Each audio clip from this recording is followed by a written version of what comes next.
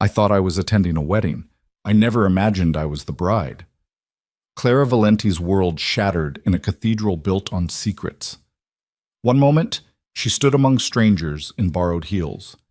The next, she became collateral, sold by her father to a man who didn't want a wife. He wanted revenge, and she was the down payment. This is the story of a woman who refused to disappear and a man who built his empire on rage. It's about vows spoken under threat, love forged in captivity, and the dangerous space between punishment and redemption. If you're ready to witness a marriage that began as a weapon and ended as salvation, stay until the end. Hit that like button and comment with your city so I can see how far this story travels. Now, let's begin where it all fell apart. The cathedral smelled like lilies and lies. Claire Valenti stood in the back vestibule, her fingers smoothing non-existent wrinkles from a dress she'd never seen before today. Ivory silk, hand-stitched lace, a neckline that dipped just low enough to suggest elegance without crossing into provocation. It fit perfectly, which should have been her first warning. "Stop fidgeting." Her father's voice cut through the organ prelude, filtering through the heavy wooden doors. Vincent Valenti didn't look at her when he spoke. He never did anymore. Clara dropped her hands. "Whose wedding is this again?" "A business associate." His jaw worked like he was chewing glass. "Someone important." That was the second warning. Vincent Valenti dealt in commercial real estate, office parks and strip malls, not the kind of wealth that required cathedral weddings with guest lists that looked like a Fortune 500 directory. Clara had seen the cars in the parking lot. Bentleys, Maseratis, a Rolls-Royce that probably cost more than her college education. "You didn't answer my question," Clara said quietly. "Whose wedding?" Her father's hand tightened on her elbow. Not gentle, not quite bruising. The exact pressure that said, "Shut up and move." "Does it matter?" He finally met her eyes, and Clara saw something she'd never seen in her father before. Fear. Before she could respond, the vestibule doors opened. Not the outer doors leading to the parking lot and freedom. The inner doors. The ones that led to the altar. "It's time." The woman who spoke wore black despite the wedding white everywhere else. She was elegant, cold, and looked at Clara the way someone might appraise a painting they were considering purchasing. "Time for what?" Clara's voice came out smaller than she intended. Her father's grip shifted to her hand. He threaded it through his arm in what might have looked like a tender father-daughter moment, except his fingers were shaking. "Vincent." The woman in black didn't raise her voice. "We had an agreement." "I know." Her father's words barely qualified as sound. "I know." The organ music swelled. Pachelbel's canon in D. The universal sound of brides walking toward their futures. Clara's feet wouldn't move. "Dad, what's happening?" "I'm sorry." He said it so quietly she almost missed it. Then louder, to the woman in black. "She doesn't know." "Then she's about to learn." The woman stepped aside, revealing the cathedral interior beyond. Hundreds of candles, thousands of white roses, pews filled with strangers in expensive suits and designer dresses, all turned toward the back of the church, turned toward her. And at the altar, waiting beside a priest who looked like he'd rather be anywhere else, stood a man Clara had never seen before in her life. He was tall, dark-haired, handsome in the way that made you forget to breathe and remember to be afraid in the same instant. His suit probably cost more than her car. He stood with the stillness of someone who'd learned early that power didn't need to announce itself. When his eyes met hers across the length of the cathedral, Clara felt the floor tilt. Those weren't the eyes of a groom waiting for his bride. They were the eyes of a hunter who'd finally cornered his prey. "No." The word burst out of Clara before she could stop it. "No, Dad, what is this?" Vincent Valenti had built a career on charm and confidence. He'd talked his way into deals that should have crushed him. He'd smiled through audits that should have ended him. But now, faced with his daughter's rising panic, he couldn't even meet her eyes. "You're getting married," he said. Each word sounded like it was being dragged over broken glass. Clara laughed. The sound echoed in the vestibule, sharp and jagged. Are you insane? I don't even know that man." "You will." The woman in black moved between them. Up close, Clara could see she was older than she'd first appeared. 50, maybe. With the kind of beauty that came from bone structure and the confidence that came from never hearing the word no. My son is waiting. Son. Clara's brain tried to process the word, but it wouldn't stick. Nothing about this made sense. She'd woken up this morning in her studio apartment in Midtown, planning to spend Saturday catching up on laundry and maybe finally finishing the art history book she'd been working through. Her father had called at noon saying he needed her to attend a wedding with him. Family obligation, important client. She hadn't thought twice about saying yes. She should have thought 1,000 times. I'm not marrying anyone. Clara yanked her arm free from her father's grip. The ivory silk dress suddenly felt like a costume, like someone else's skin. This is insane. This is payment. The woman's voice didn't rise, but it cut through Clara's panic like a blade. For debts your father incurred, promises he made, consequences he avoided for far too long. Clara spun toward Vincent. What is she talking about? Her father had aged 10 years in 10 seconds. The man who'd always seemed larger than life now looked hollowed out, defeated. I made some bad investments, borrowed from the wrong people. I thought I could fix it, but you couldn't. The woman in black finished his sentence with the efficiency of someone used to cleaning up other people's failures. So we came to an arrangement. Your freedom for hers.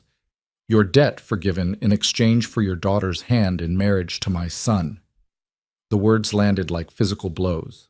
Clara heard them, understood them individually, but strung together, they made no sense. You sold me? She was looking at her father, but he still wouldn't meet her eyes. You sold me to pay your debts? I protected you. Vincent's voice cracked. You don't understand what these people are capable of, what they would have done to both of us if I hadn't agreed. So instead you gave me to them. Clara's voice was rising, and she didn't care. Let the whole cathedral hear. Let those strangers in their expensive clothes know exactly what kind of transaction they were witnessing. I'm your daughter, not currency. You're both. The woman in black said it without malice, just fact. And right now, you're also running out of time. The ceremony was scheduled to begin 5 minutes ago, and my son doesn't like to be kept waiting. Clara looked at the doors, the ones leading outside, to the parking lot, to her car parked 3 blocks away because the cathedral lot had been full when they arrived. She could run, kick off these heels that fit too perfectly and run. But even as she thought it, she saw the men, 2 of them, flanking the outer doors. Not obvious, not threatening, just present, hands folded, eyes forward, blocking the only exit. This is kidnapping, Clara said. Her voice shook and she hated it. This is illegal. This is business. The woman straightened Clara's veil, a veil Clara didn't remember putting on. When had that happened? And you'll find that in our world, the two are often indistinguishable. The organ music changed, no longer the prelude, the processional, the universal signal that the bride was about to make her entrance. Clara's father took her arm again. This time, she was too numb to pull away. I'm sorry, he whispered. I'm so sorry, Clara, but if you don't do this, they'll kill us both. They might anyway. But Clara heard the truth in his fear, saw it in the tremor of his hands. Whatever debts he'd accumulated, whatever promises he'd broken, the consequences were real enough to turn him into this hollow, desperate thing. The vestibule doors opened wide. The cathedral stretched before her like a beautiful, terrible tunnel. All those strangers rose to their feet, all those eyes fixed on her. And at the end of that impossible distance, the man who was apparently buying her like property waited with expression so carefully blank it might have been carved from marble. Clara took a step forward because her father's grip left her no choice. Then another. The ivory dress whispered against the stone floor. The veil obscured her peripheral vision, narrowing her world to the path ahead. She cataloged details to keep from screaming: pew decorations, white roses and silver ribbon, guest attire, the women in jewel tones, the men in dark suits that probably had labels she couldn't afford to look at. The flower girl she'd somehow missed noticing before, no more than 6 years old, watching Clara with the unfiltered curiosity of childhood. What did that little girl see? A fairy tale bride floating toward her happy ending? or a prisoner walking to her own execution in a beautiful dress. Halfway down the aisle, Clara caught sight of a face she recognized. Her college roommate, Jen. They'd lost touch after graduation, but there she was, seated 5 rows back, looking as confused as Clara felt. When their eyes met, Clara tried to signal with just her expression. "Help me. This isn't what it looks like. I don't know what's happening." But Jen just smiled, gave a small wave, probably thought Clara was having pre-wedding jitters. No one was going to help her. No one even knew she needed help. The man at the altar didn't move as she approached, didn't smile, didn't offer any of the warmth you'd expect from a groom seeing his bride. He simply watched her with those dark, unreadable eyes until her father delivered her to the steps and retreated like a soldier abandoning his post. Up close, the groom was even more devastating and more terrifying. He had the kind of face that belonged on magazine covers or movie screens. Sharp jawline, straight nose, lips that might have been sensual if they weren't pressed into such a hard line. But it was his eyes that trapped her, dark brown, almost black, windows that showed absolutely nothing of whatever was happening behind them. Clara Valenti. He said her name like he was confirming information on a contract. "I'm Luca Moretti." She didn't respond. Couldn't. Her voice had abandoned her somewhere around the moment she realized this nightmare was real. The priest cleared his throat. He was young, nervous, clearly uncomfortable with whatever role he'd been pressured into playing. "Shall we begin?" "Yes." Luca's voice carried the kind of authority that made the single syllable sound like a command from God himself. The ceremony proceeded like a fever dream. The priest rushed through the traditional words, "Dearly beloved, gathered here today, holy matrimony," like he was trying to get through them before someone came to their senses and called the whole thing off. Clara heard none of it. Her entire awareness had narrowed to the man standing beside her. Luca Moretti. Her groom. Her jailer. Her father's debt made flesh. "Do you, Luca Moretti, take this woman to be your lawfully wedded wife?" "I do." No hesitation. No emotion. Just clinical agreement to terms. "And do you, Clara Valenti, take this man to be your lawfully wedded husband?" The cathedral went silent. Even the organ stopped. Every eye in the building focused on her, waiting for the words that would seal this impossible bargain. Clara looked at Luca, really looked at him. And for just a second, she saw something flicker in those carefully controlled eyes. Not warmth, not kindness, but recognition. Like he saw exactly what this cost her and simply didn't care. Her voice broke on the single syllable. "Say it." Luca's words were barely a whisper, meant only for her.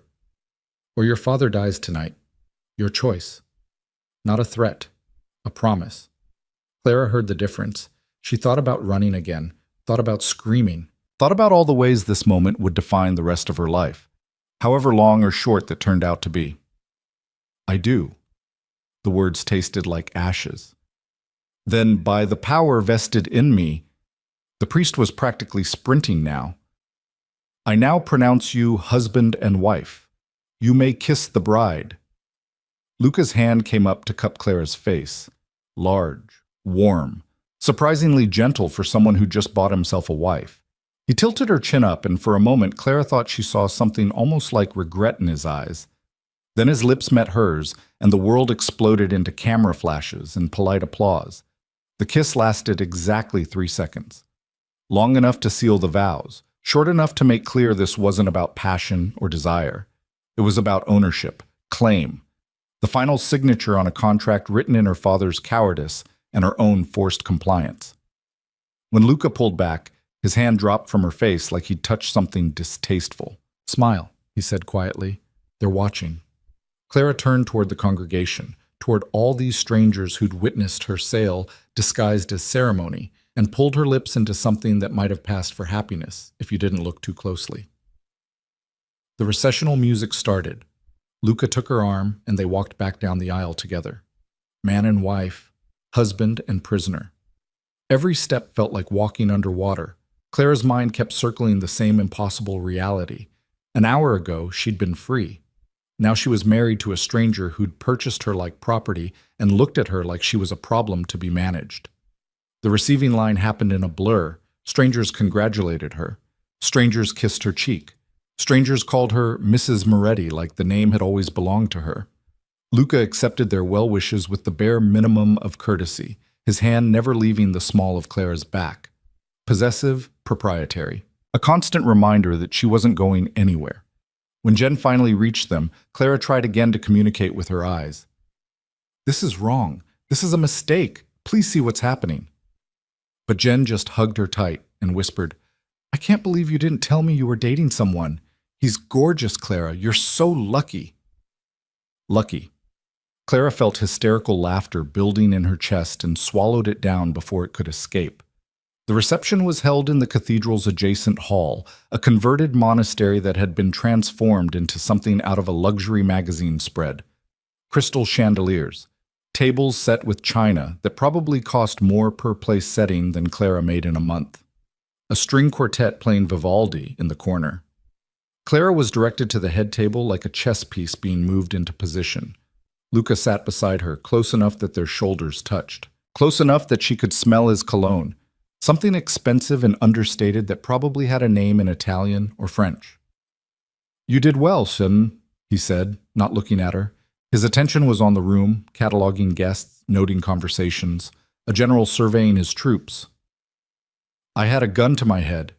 Clara kept her voice low, aware of the people nearby. "That tends to motivate cooperation." Metaphorically speaking, Luca's lips quirked in something that might have been amusement on someone with a soul. "I never actually threatened you with a weapon." "You threatened my father." "I stated facts." He finally turned to look at her, and Clara fought the urge to lean back. Those eyes, they really were unnervingly dark. "Your father made promises he couldn't keep, borrowed money he couldn't repay.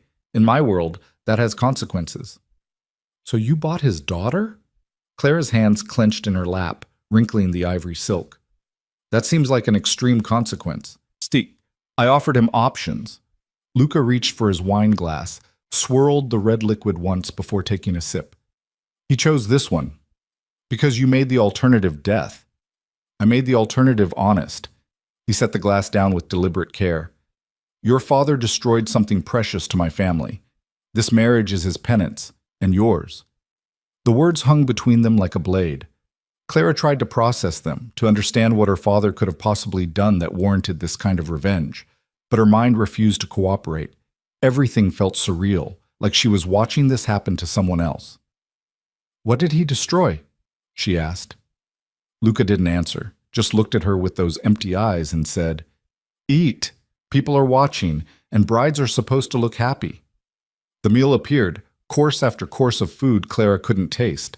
She moved it around her plate, aware of the eyes on them, aware of Luca's mother watching from a nearby table with an expression of cool satisfaction, aware of her father seated as far from the head table as possible, drinking wine like he could drown his guilt one glass at a time. The toast started after the main course. Luca's best man, a brutally handsome man introduced as Marco, stood and raised his glass. His speech was short, polished, and completely devoid of actual sentiment. To Luca, who always gets what he wants, and to his beautiful bride, who will undoubtedly make him very happy. The way Marco emphasized happy suggested he knew exactly what kind of marriage this was, and found it amusing. Clara's hand shook as she raised her glass for the toast. The champagne tasted like bile. "You're crying." Luca's voice was matter-of-fact. "Stop." Clara hadn't even realized the tears were falling. She wiped at her face quickly, smearing mascara she didn't remember applying. When had someone done her makeup? The dress, the veil, the makeup. All of it prepared before she'd even known she was the bride. This had been planned down to the last detail, while she'd been kept blissfully ignorant until it was too late to run. "I want to leave," she whispered. "Soon." Luca stood, offering her his hand. "First, we dance." The string quartet transitioned smoothly into a waltz. The guests cleared the floor, forming a circle around the space where Clara and Luca would perform their first dance as husband and wife. The symbolism would have been romantic if it weren't so grotesque.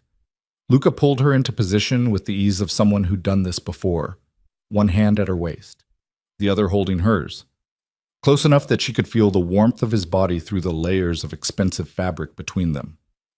"Follow my lead," he said. They moved across the floor in perfect synchronization. Luca was an excellent dancer, smooth, confident, leading her through the steps with absolute control. Clara followed because she had no choice, because fighting would cause a scene, because somewhere in the last few hours she'd learned that compliance was survival, and survival was all she had left. "You're wondering what happens now," Luca said. They turned in a slow circle, and Clara saw the guests watching them with varying expressions: approval, envy, calculation. After the reception, when we're alone, Clara's stomach dropped. She'd been so focused on the horror of the ceremony itself that she hadn't thought past it. But of course, this was a wedding, and weddings had wedding nights. "Don't worry," Luca's voice was cold enough to freeze blood. "I'm not interested in consummating this marriage. You're here to serve a purpose, Clara, not to warm my bed." She should have felt relieved. Instead, she felt the words like a slap. Being wanted would have been a violation, but being dismissed as not even worth wanting was its own kind of degradation. "What purpose?" Clara asked as they turned again. "Punishment." Luca said it simply, honestly. "You're going to live in my world, wear my name, attend my functions, play the role of devoted wife, and every day your father will see what his choices cost, what he traded for his own survival." "You're using me to torture him." "I'm using you to remind him." They moved through a more complex series of steps, and Clara stumbled. Luca caught her effortlessly, pulling her closer. To anyone watching, it probably looked romantic. "Your father took someone from me, someone I can never get back. So I took his daughter, not to harm you, but to make sure he spends every day knowing what he lost because of what he did." Clara's mind raced. Someone Luca had lost, someone her father had taken. The pieces started clicking into place. This wasn't just about money. This was about revenge. Real, personal, all-consuming revenge. "Who did my father take from you?" she asked. The music swelled toward its crescendo. Luca pulled Clara into a final spin, her dress flaring out in a circle of ivory silk. When they came back together, his hand tightened on her waist. "My sister," he said. "He took my sister." The music ended. The guests applauded. And Clara stood in her husband's arms, finally understanding the truth. She hadn't just been sold to pay a debt. She'd been sold to become a living weapon in a war that had started long before she'd ever heard the name Moretti. Luca released her and stepped back, his expression smoothing into that blank, perfect mask he wore for the watching world. He offered her his arm, and Clara took it because every eye in the room was on them. They made their way back to the head table, accepting more congratulations, more well-wishes, more lies dressed up as celebration. Clara smiled until her face hurt, nodded until her neck ached, played the role of happy bride because the alternative was admitting in front of all these powerful strangers that she was trapped in a marriage that had nothing to do with love and everything to do with vengeance. The reception finally, mercifully, wound down. Guests began to leave, pressing envelopes into Luca's hands, probably more money, more gifts, more tributes to the man who'd just acquired himself a wife, like she was a new watch or car. Clara's father approached the head table near the end of the night. He looked smaller than she'd ever seen him, older, broken. "Clara, he started, but she held up a hand. "Don't." The word came out flat, empty. "Just don't." Vincent Valenti stood there for a long moment, maybe hoping she'd change her mind. Forgive him. Tell him she understood that he'd had no choice. But Clara had nothing left to give him. Not forgiveness, not understanding, not even anger. Just a vast echoing emptiness where her old life used to be. Her father left without another word. "It's time to go." Luca appeared at her shoulder. The reception hall was nearly empty now, just a few staff members clearing tables and extinguishing candles. "The car is waiting." Clara followed him outside into a night that felt too normal. Stars overhead, a slight breeze carrying the scent of the roses from the ceremony. Somewhere nearby, someone was laughing. The world hadn't ended. It had just fundamentally rearranged itself into a shape Clara no longer recognized. A black SUV waited at the curb. Luca opened the door and gestured for her to enter. Clara hesitated, and for just a second their eyes met. "You could run," Luca said quietly. "Try to disappear, change your name, start over somewhere far from here." Hope flickered in Clara's chest before she could stop it. "But then I'd find you," Luca continued, "and I'd hurt everyone you care about. Your friends, your former roommates, the barista who knows your coffee order, everyone, until you understood that there is no escape from this. From me. From the choice your father made when he destroyed my family." The hope died as quickly as it had sparked. Clara got into the SUV, Luca slid in beside her, and the driver pulled away from the cathedral, away from the last place where Clara Valenti had existed, toward whatever came next for Clara Moretti, the woman who'd been sold, the bride who'd been bought, the weapon in a war she never asked to fight. She watched the city lights blur past the window and wondered if her father had felt like this the moment he'd made his deal with the Morettis. If he'd known, in that instant, that he was trading away something that could never be reclaimed. "Where are we going?" Clara asked. Luca didn't look at her. "Home." But they both knew the word was a lie. Home meant safety, warmth, belonging. What waited for Clara at the end of this drive was a beautiful cage, and the beginning of a marriage that was really a prison sentence for crimes she'd never committed, handed down by a judge who'd decided her suffering was the price for her father's sins. The SUV drove through the night, carrying Clara toward her new life as Mrs. Luca Moretti. And behind them, in the cathedral where it had all begun, the candles finally burned out, leaving nothing but darkness and the fading scent of roses that had celebrated a wedding that was really a funeral for the woman Clara had been, for the future she'd imagined, for the freedom she'd taken for granted right up until the moment it was ripped away. The SUV turned onto a private road. Through the trees, Clara caught glimpses of a house. No, an estate. Sprawling, modern, surrounded by walls and gates that would keep the world out and keep her in. "Welcome home, Mrs. Moretti," Luca said as they pulled through the final gate. Clara said nothing. There was nothing left to say. The estate revealed itself in sections as they drove up the long driveway. First, the manicured grounds lit by strategically placed spotlights. Then the modern architecture of glass and steel that somehow managed to look both welcoming and impenetrable. The house sprawled across what must have been several acres, wings extending in different directions like a fortress designed by someone with unlimited money and a pathological need for control. Clara's reflection stared back at her from the SUV window. The veil was gone. She'd pulled it off somewhere during the reception, but the ivory dress remained, a reminder of vows she'd never wanted to speak. She looked like a ghost of someone else's wedding day. The driver stopped at the main entrance. Luca exited smoothly and came around to her door, opening it with the courtesy of a man who'd been raised with old-world manners. Clara almost laughed at the absurdity. He'd bought her like property, but heaven forbid he let her open her own car door. She stepped out, and the night air hit her face, cooler now, carrying the scent of jasmine from somewhere in the darkness. The front door opened before they reached it, revealing a woman in her 60s with steel-gray hair pulled into an efficient bun. "Mr. Moretti," the woman's eyes flicked to Clara with assessment. "Welcome home." "Thank you, Anna." Luca placed a hand on Clara's lower back, guiding her forward. "This is my wife, Clara. Please show her to her room." Her room, not their room. Clara felt something twist in her chest, relief mixed with a humiliation she hadn't expected. Being dismissed to separate quarters should have felt like mercy. Instead, it felt like confirmation that she wasn't even worth the pretense of a real marriage. "Of course."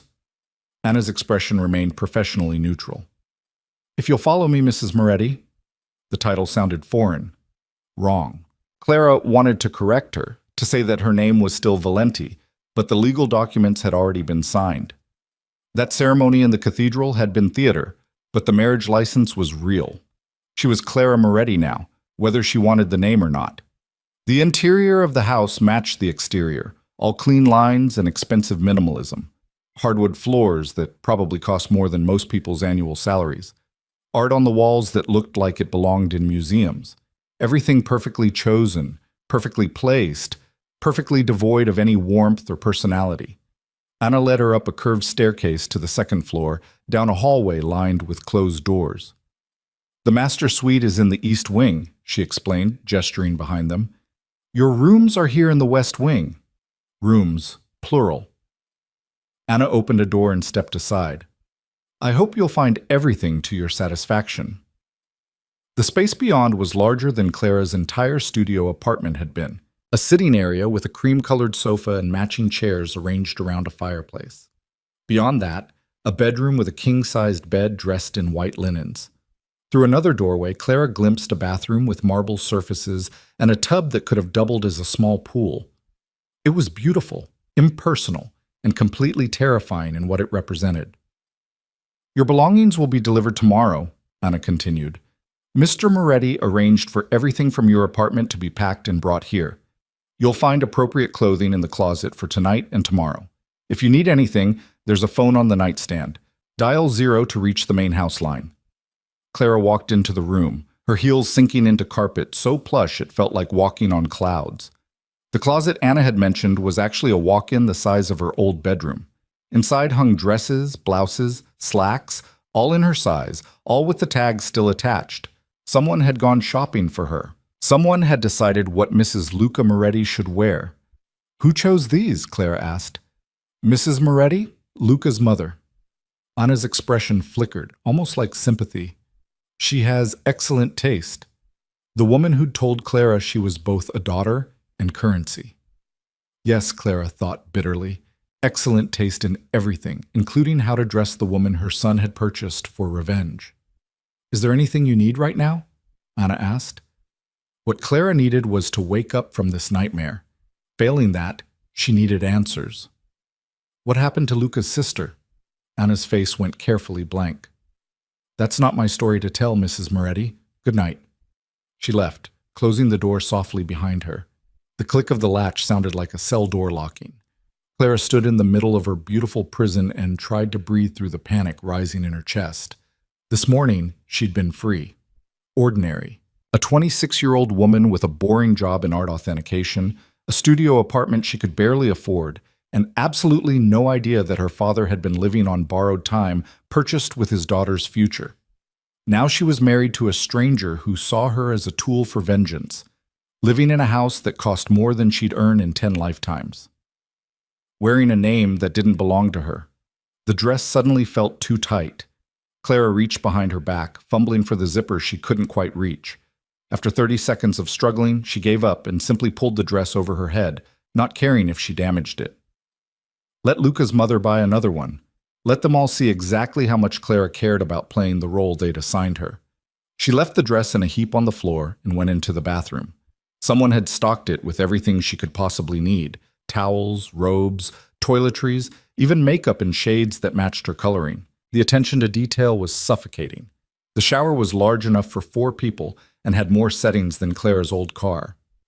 She turned on the water as hot as she could stand and stepped under the spray, letting it wash away the makeup, the hairspray, the physical evidence of the wedding. If only it could wash away the marriage itself. She stayed under the water until her skin turned red and the heat started to fade. Then she dried off, pulled on the silk robe hanging on the back of the door, and returned to the bedroom. The clock on the nightstand read 11:47 p.m. Less than 12 hours ago, she'd been free. The thought kept circling her mind like a mantra. 12 hours. That's all it had taken to completely dismantle her life. Clara walked to the window and pulled back the curtains. The grounds stretched out below, lit by those same strategic spotlights. She could see the walls in the distance. High, topped with something that might have been decorative ironwork or might have been security measures, probably both. A knock at the door made her jump. "Come in," she called, expecting Anna with some forgotten detail about breakfast times or house rules. Instead, Luca stood in the doorway. He'd changed out of his wedding suit into dark slacks and a white shirt with the sleeves rolled to his elbows. Somehow he looked even more dangerous in casual clothes. "We need to establish some ground rules," he said without preamble. Clara pulled the robe tighter around herself, suddenly aware that she was wearing nothing underneath. "Can't this wait until morning?" "No." Luca stepped into the room and closed the door behind him. The space that had seemed so large moments ago suddenly felt claustrophobic. You'll be expected to attend functions with me, dinners, charity galas, business events. You'll dress appropriately, smile appropriately, and answer questions about our relationship with appropriate enthusiasm. Appropriate. Clara heard the bitterness in her own voice. Is there a script you'd like me to memorize? There's a performance I expect you to deliver. Luca's eyes remained cold. Convincing, consistent. You're madly in love with me. We met through mutual friends 6 months ago. The wedding was rushed because neither of us wanted to wait. That's quite a story. It's the story everyone will believe because the alternative, that I bought you from your father to settle a debt, is too ugly for polite society to acknowledge. He moved closer, and Clara fought the urge to step back. You'll learn the details. Our supposed first date, where I proposed, the romantic lies that make this palatable. And what do I get in return for this performance? Clara asked. You get to keep breathing. Luca said it without inflection.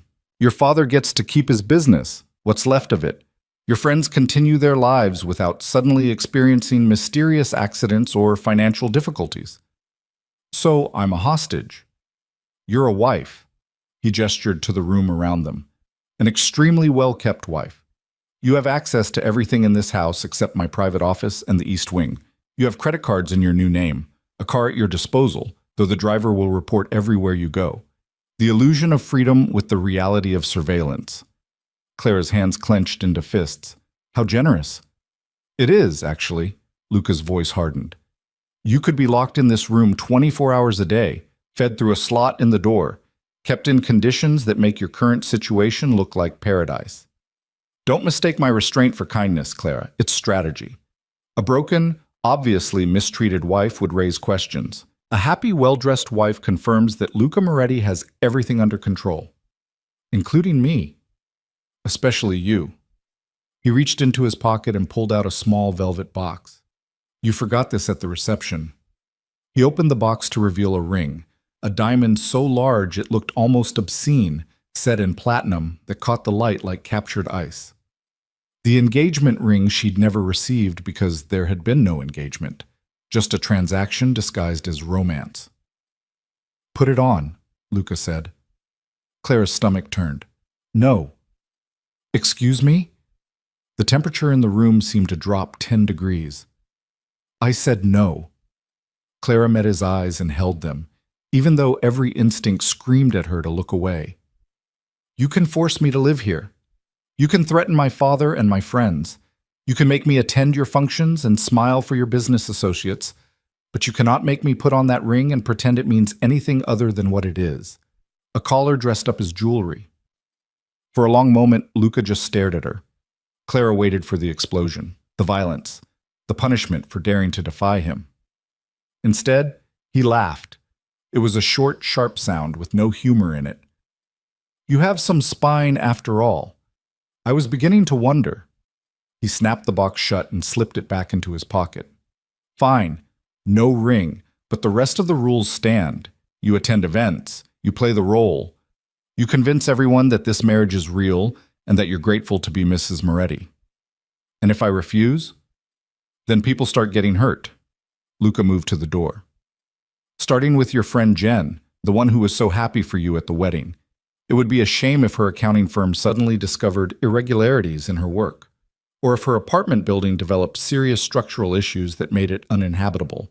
These things happen, Clara, especially to people who are unfortunate enough to be connected to women who don't understand when they've been given a gift. The threat was so casual it took Clara a moment to process it. You're a monster. I'm a man who keeps his promises. Luca opened the door. And I promised myself that your father would pay for what he did. That promise doesn't require me to be kind to you, just to keep you alive and presentable. Everything else is negotiable based on your behavior. He paused in the doorway, his profile sharp against the hallway light. Breakfast is at 7. Don't be late. The door closed behind him, and Clara was alone again. She sank onto the edge of the bed, her legs suddenly unable to support her weight. The silk robe felt too thin. The room felt too cold. Everything felt wrong in a way that she couldn't articulate. Her phone. The thought struck her suddenly. She'd left it in her purse at the wedding. Maybe it was here. Maybe she could call someone. The police. A lawyer. Anyone who could help her escape this nightmare. But even as she thought it, she knew it was pointless. Luca's family clearly had money and power that extended far beyond what Clara had imagined. The cathedral wedding, the guest list that looked like a who's who of the city's elite, the casual way Luca threatened to destroy her friend's life without any apparent concern that someone might stop him. These weren't people the police could touch. These weren't problems a lawyer could solve. Clara lay back on the bed and stared at the ceiling. Somewhere in this massive house, Luca was probably doing the same thing. Or maybe he was sleeping peacefully, untroubled by the fact that he'd just imprisoned a stranger in a marriage she never consented to. What had her father done to Luca's sister? The question circled endlessly. What could possibly have warranted this level of revenge? Sleep didn't come. Clara watched the clock count through midnight and into the early morning hours, her mind cycling through everything that had happened, everything Luca had said, trying to find some way out that didn't end with everyone she cared about getting hurt. She must have dozed eventually because the next thing she knew, light was streaming through the windows and Anna was knocking on the door.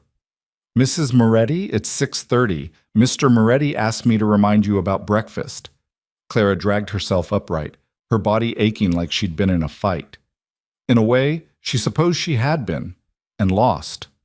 The closet offered up clothes chosen by Luca's mother, a silk blouse in deep green, black slacks, and heels that were somehow exactly her size. Clara dressed mechanically, her hands going through the motions while her mind stayed carefully blank. If she thought too hard about any of this, she'd break. And breaking wasn't an option. She found her way downstairs by following the smell of coffee. The kitchen was enormous, all stainless steel and marble countertops. Luca sat at an island reading something on his tablet, dressed in a charcoal suit that probably cost more than Clara's car. He looked up when she entered. His eyes tracked over her outfit with the detached assessment of a buyer examining merchandise.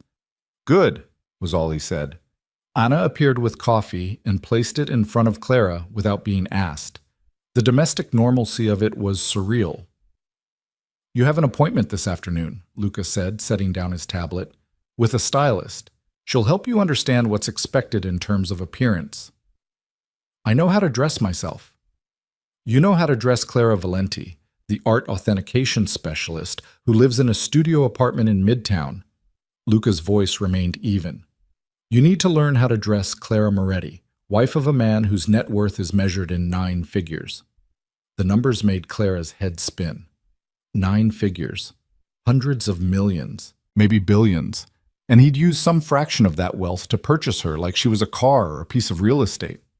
"What exactly is it that you do?" she asked, "to have that kind of money?" "I run my family's businesses." Luca returned his attention to his tablet. "Import-export, real estate development, venture capital, various other interests." Various other interests. Clara heard what he wasn't saying. Legal businesses used as cover for illegal ones. Money laundering, organized crime dressed up in expensive suits and corporate shells. "You're in the Mafia," she said flatly. Luca's lips curved in something that wasn't quite a smile. "That's a word people use when they want to simplify something complex. My family has connections, influence. We operate in gray areas that make conventional businessmen uncomfortable, but Mafia suggests a level of crude violence that doesn't match our operations. You bought a human being to settle a vendetta. That seems pretty crude to me." "That was personal, not business." He stood, smoothing his tie. "And it was necessary. You'll understand why eventually." "Your sister," Clara said. "What happened to her?" Luca's expression went carefully blank. For a moment, Clara thought he wouldn't answer. Then he said, "She died 3 years ago, and your father's negligence is the reason." He picked up his tablet and walked toward the door. "The stylist will be here at 2. Don't disappoint me, Clara. I'd hate for Jen to experience any unfortunate accidents because you couldn't be bothered to show up for an appointment." Then he was gone, leaving Clara alone with her coffee and the weight of his casual threat. Anna returned to clear Luca's place.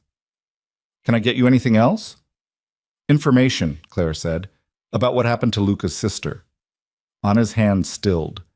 "That's not something I can discuss. Can't or won't." Both. Anna met her eyes with something that might have been sympathy. Some stories belong to the people who lived them. It's not my place to tell you what Mr. Moretti hasn't chosen to share. She left, and Clara was alone again in this beautiful, terrible house. The morning passed in a haze. Clara explored the house, finding room after room of expensive furniture and art that no one seemed to use. A library with thousands of books organized by subject and author. A home gym that looked like it belonged in a professional facility. A screening room with theater-style seating. All of it perfect and sterile and utterly lacking in anything that resembled a home. The east wing remained locked, just as Luca had said it would be. Clara stood outside the double doors for a long moment, wondering what secrets he kept behind them. At 2 o'clock precisely, the doorbell rang. Anna answered it, and a woman in her 40s swept into the house carrying several large bags and an expression of focused intensity. "You must be Clara." The woman air-kissed both of Clara's cheeks like they were old friends. "I'm Diane. Luca called me personally to help you adjust to your new circumstances. Isn't that sweet?" Sweet wasn't the word Clara would have chosen. Diane sat up in Clara's sitting room, spreading out makeup, hair tools, and what looked like an entire department store's worth of accessories. "Now, you're naturally very pretty, good bone structure, but we need to elevate you, take you from girl next door to trophy wife." "I'm not a trophy," Clara said. Diane laughed like Clara had made a joke. "Of course you are, darling. That's the point. Luca Moretti doesn't do anything halfway, and that includes his choice of wife. You need to look like you belong on his arm at events where a single piece of jewelry costs more than most people make in a year." For the next 3 hours, Diane transformed Clara. New makeup techniques that emphasized her eyes and cheekbones. A different way of styling her hair that looked effortlessly elegant, but probably required an hour of effort. Lessons on posture, on how to walk in heels that were more like architectural achievements than shoes, on the specific way to smile that suggested warmth without actually committing to any genuine emotion. "You're a quick study," Diane said approvingly. "Some women never get this. They always look like they're wearing someone else's skin. But you adapt." "Because I've had practice," Clara thought. Years of watching her father pretend to be more successful than he was. Months of authenticating art for clients who needed someone to confirm their expensive purchases weren't forgeries, while never quite saying it that directly. She'd learned early how to perform whatever role the situation required. She just never thought she'd have to perform being in love with a man who saw her as a weapon. "There's an event next week," Diane said as she packed up her supplies. "A charity gala benefiting children's hospitals. Luca's family is one of the major sponsors. You'll attend with him, and everyone will be watching to see how you handle yourself." "What happens if I don't handle myself well?" Diane's smile didn't waver. "Then Luca will be disappointed. And trust me, darling, disappointing that man is not something you want to do. I've been dressing women in his circle for 15 years. The ones who understand their role and play it well, they thrive. The ones who fight against it?" She shook her head. "They don't last long." After Diane left, Clara stood in front of the full-length mirror in her closet. The woman looking back at her was polished, elegant, and completely unrecognizable. This was Clara Moretti, the trophy wife, the living reminder of Vincent Valenti's failures. She wanted to smash the mirror. Instead, she carefully removed all the makeup Diane had applied and scrubbed her face clean. Luca returned home just before 7. Clara heard his voice in the foyer, speaking to Anna about something, then footsteps approaching her wing. He knocked this time, a small courtesy that somehow made everything worse. "Come in," Clara called. Luca entered, still in his suit from this morning. His eyes went to her bare face, her casual clothes, jeans and a t-shirt from the selection his mother had provided, and something flickered across his expression too quickly for Clara to read. "Diane said the appointment went well," he said. "Diane taught me how to be your perfect accessory." Clara kept her voice level. "Congratulations. Your investment is already showing returns." "Is that what you think you are? An investment?" "Aren't I?" Clara stood from where she'd been sitting on the couch. "You spent whatever my father owed you plus the cost of this whole arrangement. The wedding, the house, the clothes, the stylist, all of it calculated to produce a specific return, my father's suffering and your satisfaction." Luca studied her for a long moment. You're smarter than I gave you credit for. And you're exactly as cruel as I thought you were. Good. He moved closer, and Clara held her ground even though everything in her screamed to retreat. Don't mistake me for something I'm not. Don't romanticize the situation or convince yourself that underneath I'm a good man trapped by circumstance. I'm not. I chose this, planned it, executed it, and I'll sleep perfectly well tonight knowing you're locked in this house because of choices I made. Then why are you here? Clara asked. If you're so comfortable with what you've done, why do you keep coming to my room to justify yourself? The question seemed to catch him off guard. For just a second, that careful control slipped, and Clara saw something underneath. Not regret, not quite, but maybe uncertainty, like he hadn't expected her to push back. Dinner's in 30 minutes, he said instead of answering. Join me. Is that a request or a command? Does it matter? Luca turned toward the door. Either way, I expect you in the dining room at 7:30. He left, and Clara stood alone in her beautiful prison, wondering how long she could keep challenging him before he stopped finding it interesting and started finding it intolerable.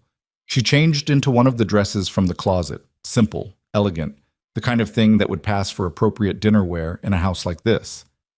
Then she made her way to the dining room. Luca was already seated at the head of a table large enough for 12. Place settings had been arranged at opposite ends, maximizing the distance between them while still technically sharing a meal.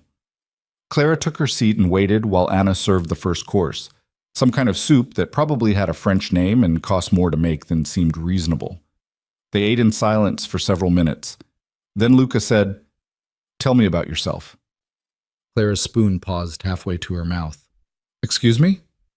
You know about me, my business, my family, my reasons for marrying you. I know nothing about you except that you're Vincent Valenti's daughter and you worked in art authentication." He set down his spoon. "Tell me something true about Clara Valenti." "Why do you care?" "I don't." Luca's honesty was almost refreshing. "But we'll be attending events together. People will ask questions. I should know basic facts about my own wife." "Right. The performance." Clara took a sip of wine that probably cost more per bottle than her monthly rent used to be. "What do you want to know?" "Anything. Everything. Start talking." So Clara talked.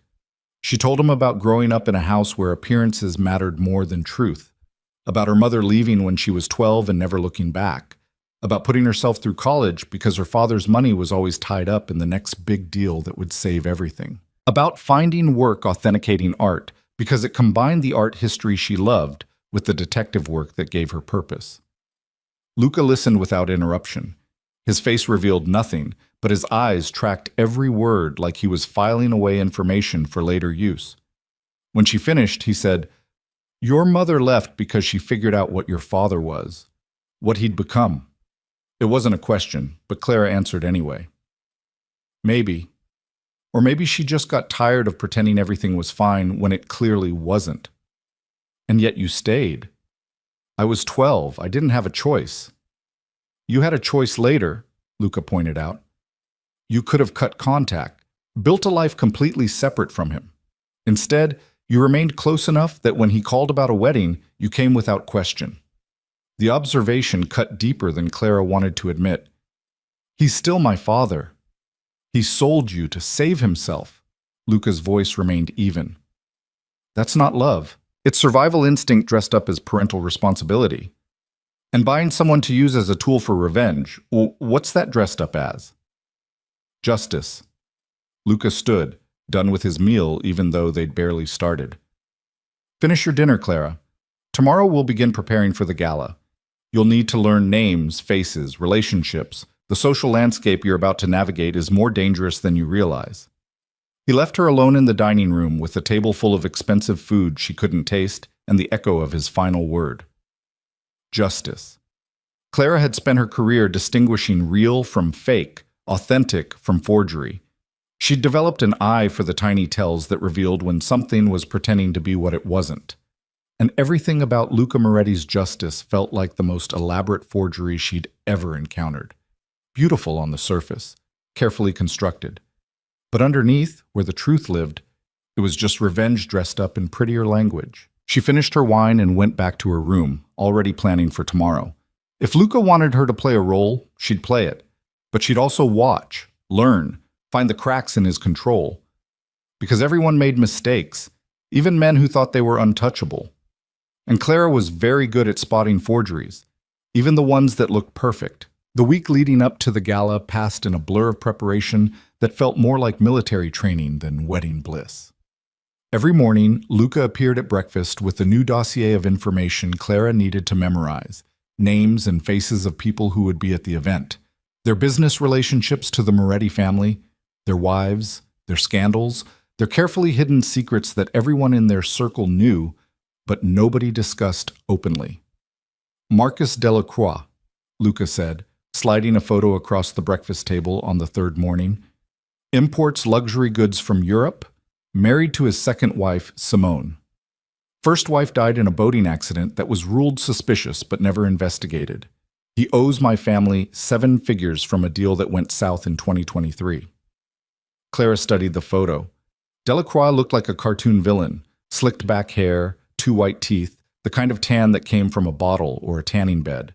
And I need to know this because when he asks you how we met, you'll smile and tell him the story we've agreed on. And when he mentions his debt or tries to use you to get information about when I might call it in, you'll deflect gracefully and tell me everything he said the moment we're alone. You want me to spy for you. I want you to be useful. Luca's eyes remained on his tablet, scrolling through what looked like financial reports. Otherwise, you're just expensive decoration. Clara bit back the response that rose to her lips. She'd learned over the past few days that arguing with Luca was pointless. He had an answer for everything, delivered with the kind of calm certainty that made you feel stupid for questioning him in the first place. Instead, she memorized Delacroix's face and moved on to the next photo, and the next, and the next. By the time breakfast ended, her head felt stuffed with names and scandals and the intricate web of connections that linked everyone in Luca's world. The afternoons were devoted to other lessons. How to navigate a room full of predators disguised as philanthropists. How to accept compliments that were really insults. How to deliver insults that sounded like compliments. The social warfare of the extremely wealthy, fought with smiles and champagne and perfectly timed observations that could destroy reputations without anyone raising their voice. Diane returned twice more, each time with refinements to Clara's appearance. A slightly different shade of lipstick. A new way to style her hair that looked effortless but required 45 minutes and enough hairspray to shellac a building. Jewelry lessons. When to wear diamonds versus pearls. How much sparkle was confident versus desperate. The subtle messages sent by a woman's choice of earrings. You're representing Luca now, Diane reminded her during the second visit. Every choice you make reflects on him. Every outfit, every accessory, every word you speak in public. You're not just Clara anymore. You're a Moretti. Act accordingly. The words settled over Clara like a weight. She wasn't just Clara anymore. The woman she'd been, the art authenticator with a tiny apartment and a normal life, had been erased as thoroughly as if she'd never existed.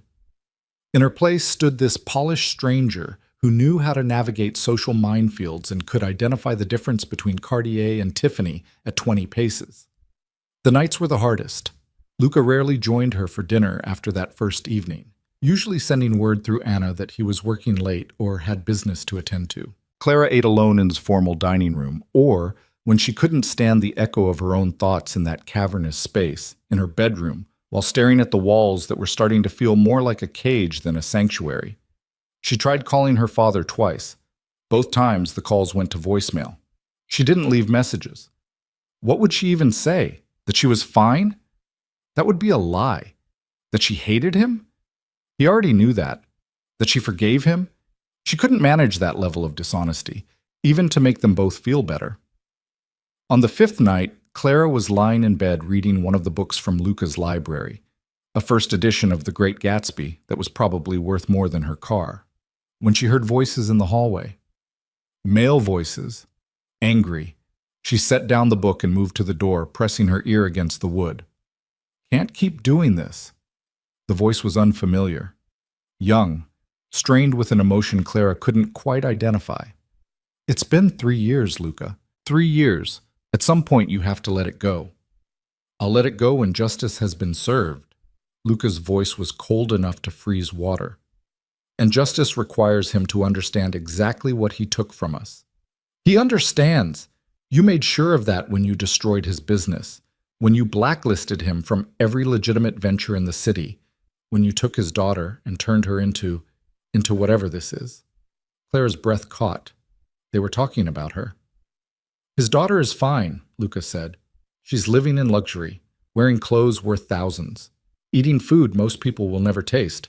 I've been remarkably kind, all things considered. Kind? The other voice rose, then dropped again, like someone had remembered to keep quiet. You bought a human being, Luca. You forced her into a marriage she didn't want. That's not kind. That's sociopathic. Don't lecture me about morality, Marco. Not when you've done worse for less compelling reasons. Marco. Clara remembered the name. Luca's best man. The one who'd given that toast about Luca always getting what he wanted. That was business, Marco said. This is personal. And personal makes you sloppy, makes you vulnerable. What happens when she figures out the truth? What truth? Luca's voice had gone dangerously quiet. That you're not the villain you're pretending to be. That this whole thing, the cold husband, the forced marriage, the elaborate revenge, it's all theater designed to hurt her father, but underneath, you actually feel guilty about what you're doing to her. Silence.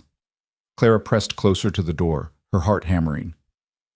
Get out, Luca finally said.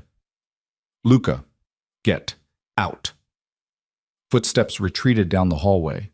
A door slammed somewhere in the east wing. Then silence settled over the house like snow, muffling everything. Clara moved away from the door and sat on the edge of her bed, Marco's words echoing in her head. Luca felt guilty? That didn't match anything she'd seen from him. The man who'd bought her like property and threatened her friends didn't have room for guilt. He'd made that perfectly clear. Unless he was lying. Unless the whole cold, calculating persona was exactly what Marco had said, theater designed to maintain distance while he used her to punish her father. The thought was almost more disturbing than believing he was genuinely heartless. At least a heartless man was predictable. A man pretending to be heartless while actually experiencing human emotion? That was a variable Clara hadn't accounted for. She lay back on the bed and stared at the ceiling, trying to reconcile this new information with everything she thought she knew about her husband. The morning of the gala arrived with the kind of perfect spring weather that seemed designed to mock Clara's internal state. Sunny, warm, birds singing outside her window like the world wasn't completely insane.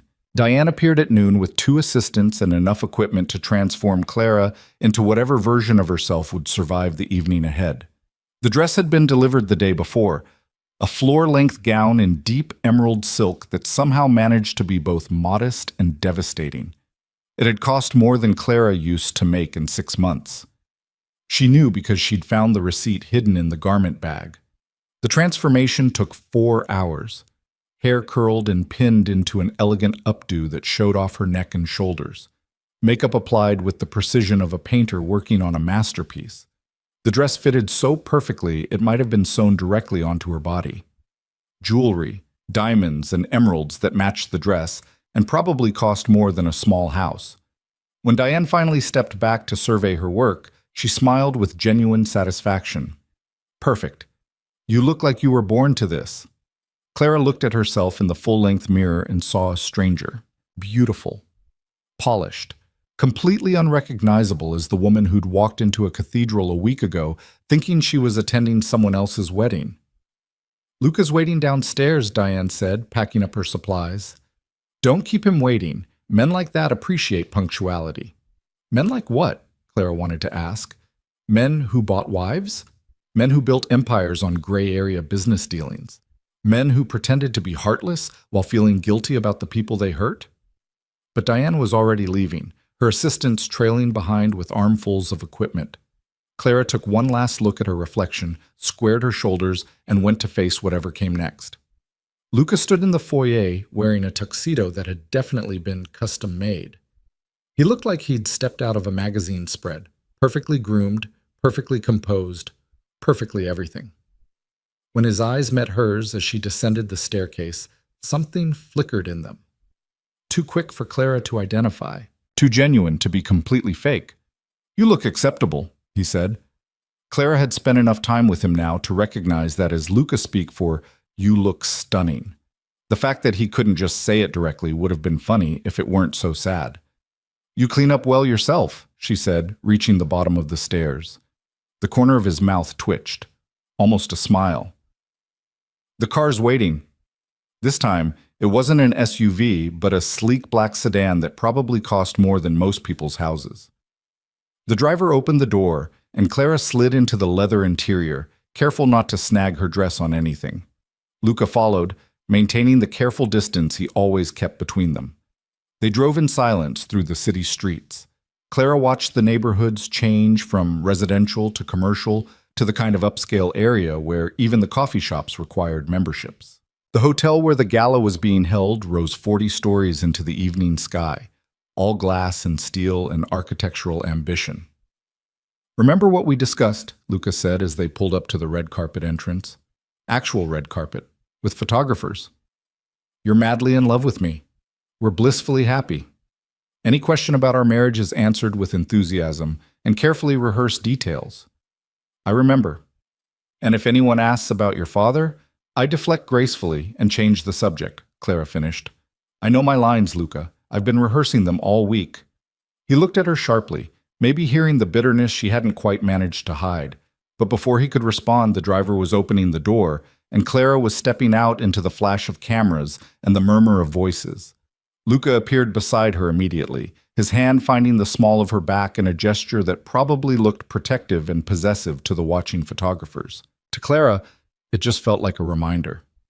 I own you. Don't forget. They made their way up the carpet, pausing occasionally for photos. Clara smiled until her face hurt, angling herself the way Diane had taught her, body at a three-quarter turn, chin slightly down, eyes up. The pose that made women look elegant and mysterious, and not at all like hostages in expensive dresses. Mr. Moretti, who's your beautiful companion? A reporter thrust a microphone in their direction. My wife, Luca said with just the right amount of pride. Clara Moretti. When did you two get married? We had no idea you were even dating. We prefer to keep our personal life private, Luca said smoothly. But yes, we recently married. Small ceremony. Family and close friends. Small ceremony. Clara almost laughed. If you defined small as several hundred people in a cathedral that looked like it could host a papal coronation. How did you meet? The reporter pressed. This was Clara's cue. She leaned into Luca slightly, playing the part of the besotted bride. Through mutual friends about 6 months ago, he swept me off my feet. It was mutual, Luca added, looking down at her with an expression that might have passed for affection if you didn't know it was performance. I knew she was special the moment we met. The lies flowed so easily, Clara almost believed them herself. They posed for a few more photos, answered a few more questions, then moved inside before the reporters could dig any deeper. The ballroom was exactly what Clara had expected. Crystal chandeliers, marble floors, tables draped in white linen and set with china that probably cost more per plate than she used to spend on groceries in a month. The crowd was a sea of tuxedos and designer gowns, all expensive smiles and careful air kisses. Stay close, Luca murmured as they entered. And remember, you're representing me now. Everything you do reflects on my family. As if Clara could forget. They made their way through the crowd, Luca stopping every few feet to greet someone or accept congratulations on his recent marriage. Clara smiled and nodded and delivered her lines with the precision of an actor who'd rehearsed the role until it was muscle memory. Luca, there you are. A woman in her 50s approached, dripping in diamonds and Botox. And this must be your bride. My dear, you're even more lovely than the photos suggested. Thank you, Clara said, recognizing the woman from one of Luca's dossiers. Patricia Ashford, real estate mogul, divorced 3 times, ruthless in business and even more ruthless in her personal life. How did Luca manage to catch someone as young and beautiful as you? Patricia's smile didn't quite reach her eyes. I thought he was married to his work. The comment was designed to put Clara in her place, to suggest she was some kind of trophy acquisition, which, Clara supposed bitterly, she was. I could ask you the same thing about your current husband, Clara said sweetly. He must be what, 30 years younger than you? However did you manage that? Patricia's smile froze. Luca's hand tightened almost imperceptibly on Clara's back. Whether in warning or approval, she couldn't tell. She's delightful, Patricia said to Luca, her tone suggesting she meant exactly the opposite. Where have you been hiding her? I haven't been hiding her, Luca said, just keeping her to myself until I was ready to share. They extricated themselves from Patricia and moved deeper into the crowd. Once they were out of earshot, Luca leaned down to whisper, "That was reckless." "That was self-defense," Clara corrected. "She was testing me. If I'd let her get away with that comment, every other woman in this room would have seen me as weak. And now they see you as a threat. Good. Let them." Luca's expression shifted into something Clara couldn't quite read. "You're learning faster than I expected." "I'm a quick study when my survival depends on it." They continued their circuit of the room, and Clara deployed the lessons she'd learned. Smile at the right people. Deflect the wrong questions. Make the kind of small talk that conveyed sophistication without revealing anything real. It was exhausting and exhilarating in equal measure. Marcus Delacroix appeared about an hour into the event, exactly as oily and unpleasant as his photo had suggested. He cornered them near the bar, drink in hand, smile wide and predatory. "Luca, congratulations on the marriage." His eyes slid over Clara in a way that made her skin crawl. "You've done well for yourself." "Thank you, Marcus." Luca's voice remained pleasant, but Clara felt the tension in his body. These two men hated each other. It radiated off them like heat. "And Clara, is it? Tell me, how does a young woman end up married to a man like Luca?" Delacroix's tone suggested the question was friendly curiosity. The look in his eyes suggested he knew exactly how and found it amusing. "The usual way," Clara said. "We met. We fell in love. We got married." "How romantic." Delacroix took a sip of his drink. "And your family approved? I understand your father is Vincent Valenti. Real estate, isn't he? Must be quite the step up for him, having his daughter marry into the Moretti family." There it was, the real question hidden beneath the polite words. "Does your father-in-law owe you money, and can I use that information somehow?" "My father is thrilled for us," Clara said smoothly, as any parent would be when their child finds happiness. "I'm sure he is." Delacroix's smile widened. "Luca, we should talk sometime, about that matter we discussed last year. I think I might be able to settle up sooner than anticipated." "My office will be in touch," Luca said, his tone making it clear the conversation was over. Delacroix took the hint and drifted away. Once he was gone, Luca guided Clara toward a quieter corner of the ballroom. "Well done," he said quietly. "He was fishing for information, and you gave him nothing." "I told you I knew my lines." "You did more than recite lines. You read him. Understood what he was really asking. That's not something that can be taught." Clara looked up at him, surprised by what sounded almost like genuine praise. "I've had practice spotting liars. It was part of my job." "Authenticating art requires reading people as much as reading paintings," Luca said. It wasn't a question. "Every forgery starts with someone trying to convince you it's real. You learn to look for the tells, the inconsistencies, the places where the story doesn't quite add up." Something shifted in Luca's expression. "And what tells have you spotted in me?" The question caught Clara off guard. She studied him, really studied him, taking in the carefully controlled expression, the rigid posture, the way he held himself apart from everyone even when standing in a crowd. "You're lonely," she said finally, "surrounded by hundreds of people who want something from you, and you're completely alone." For just a second, Luca's mask slipped. Clara saw raw surprise in his eyes, followed by something that looked almost like pain. Then the walls came back up, and he was once again the untouchable man who'd bought himself a wife for revenge. "You don't know anything about me," he said. "I know you're pretending to be colder than you actually are," Clara said, remembering Marco's words from the hallway. "I know that whatever my father did to your sister haunts you, and I know that using me to punish him makes you feel guilty, even if you'd never admit it." Luca's jaw tightened. "Where is this coming from?" "I pay attention. It's what I do." Before Luca could respond, a commotion near the entrance drew their attention. A man had arrived, late, disheveled, and clearly drunk. He was being escorted out by security, but not before he shouted something that made half the ballroom turn to look. "Luca Moretti, you think you can destroy people's lives and get away with it? You think marrying that girl erases what you did?" Security hustled him out, but the damage was done. Hundreds of eyes turned toward Luca and Clara, watching to see how they'd respond. Luca's expression remained completely neutral. "Ignore it," he said quietly. "Smile. Act like it didn't happen." But Clara had recognized the man. Older now, broken by whatever Luca had done to him, but still recognizable from photos she'd seen in her father's office years ago. That was Thomas Chen, her father's former business partner, the man who'd been with him on the deal that had somehow resulted in the death of Luca's sister. The pieces started clicking into place. Her father hadn't acted alone. Whatever negligence had killed Luca's sister, Chen had been part of it. And Luca had already destroyed him. Probably systematically, ruthlessly, the same way he was destroying her father now. "That man," Clara said quietly. "He was involved too, wasn't he? In whatever happened to your sister." Luca's hand tightened on her back. "This isn't the place for this conversation." "When is the place?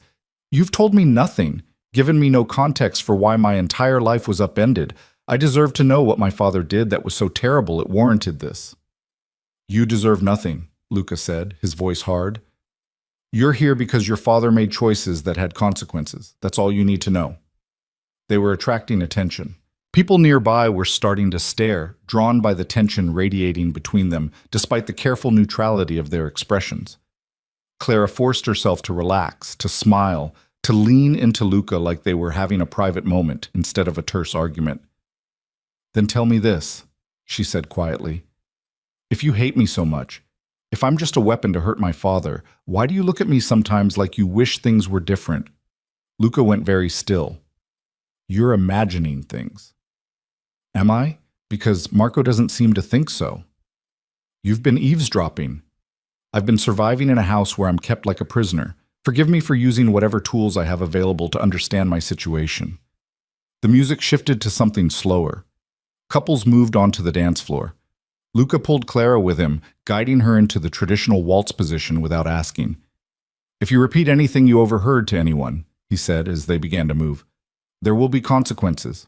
"You mean more consequences than being forced into marriage and used as a pawn?" "I'm trembling." "You should be." But Luca's voice lacked its usual cold certainty. He sounded almost tired. "This world we're in, my world, it doesn't forgive weakness. It doesn't reward honesty. You show vulnerability, and someone uses it to destroy you." "Is that what happened to your sister? Someone used her to destroy you?" Luca's grip on her tightened almost to the point of pain. "My sister was innocent. She didn't deserve what happened to her, and the men responsible will pay for the rest of their lives." "So you're making me pay for my father's sins. How is that justice?" "It's the only justice available to me." Luca's eyes met hers, and for the first time Clara saw real emotion in them.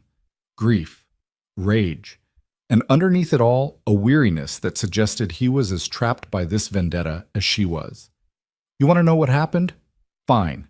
3 years ago, your father and Thomas Chen were developing a property. Residential building, 40 units.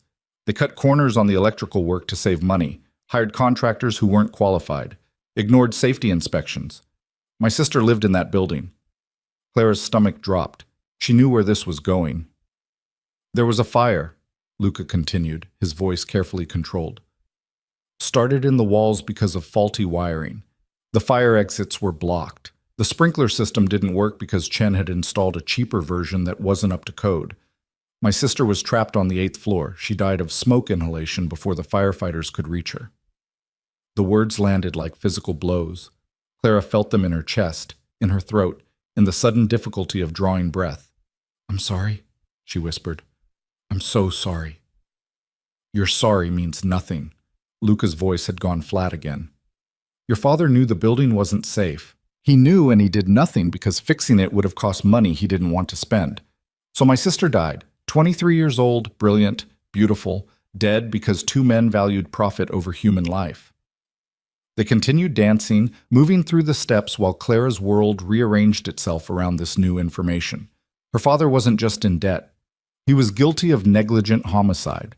The kind of crime that should have sent him to prison but probably didn't because he'd had enough money at the time to make it go away. "Why didn't you go to the police?" Clara asked. "Why this instead of letting the legal system handle it?"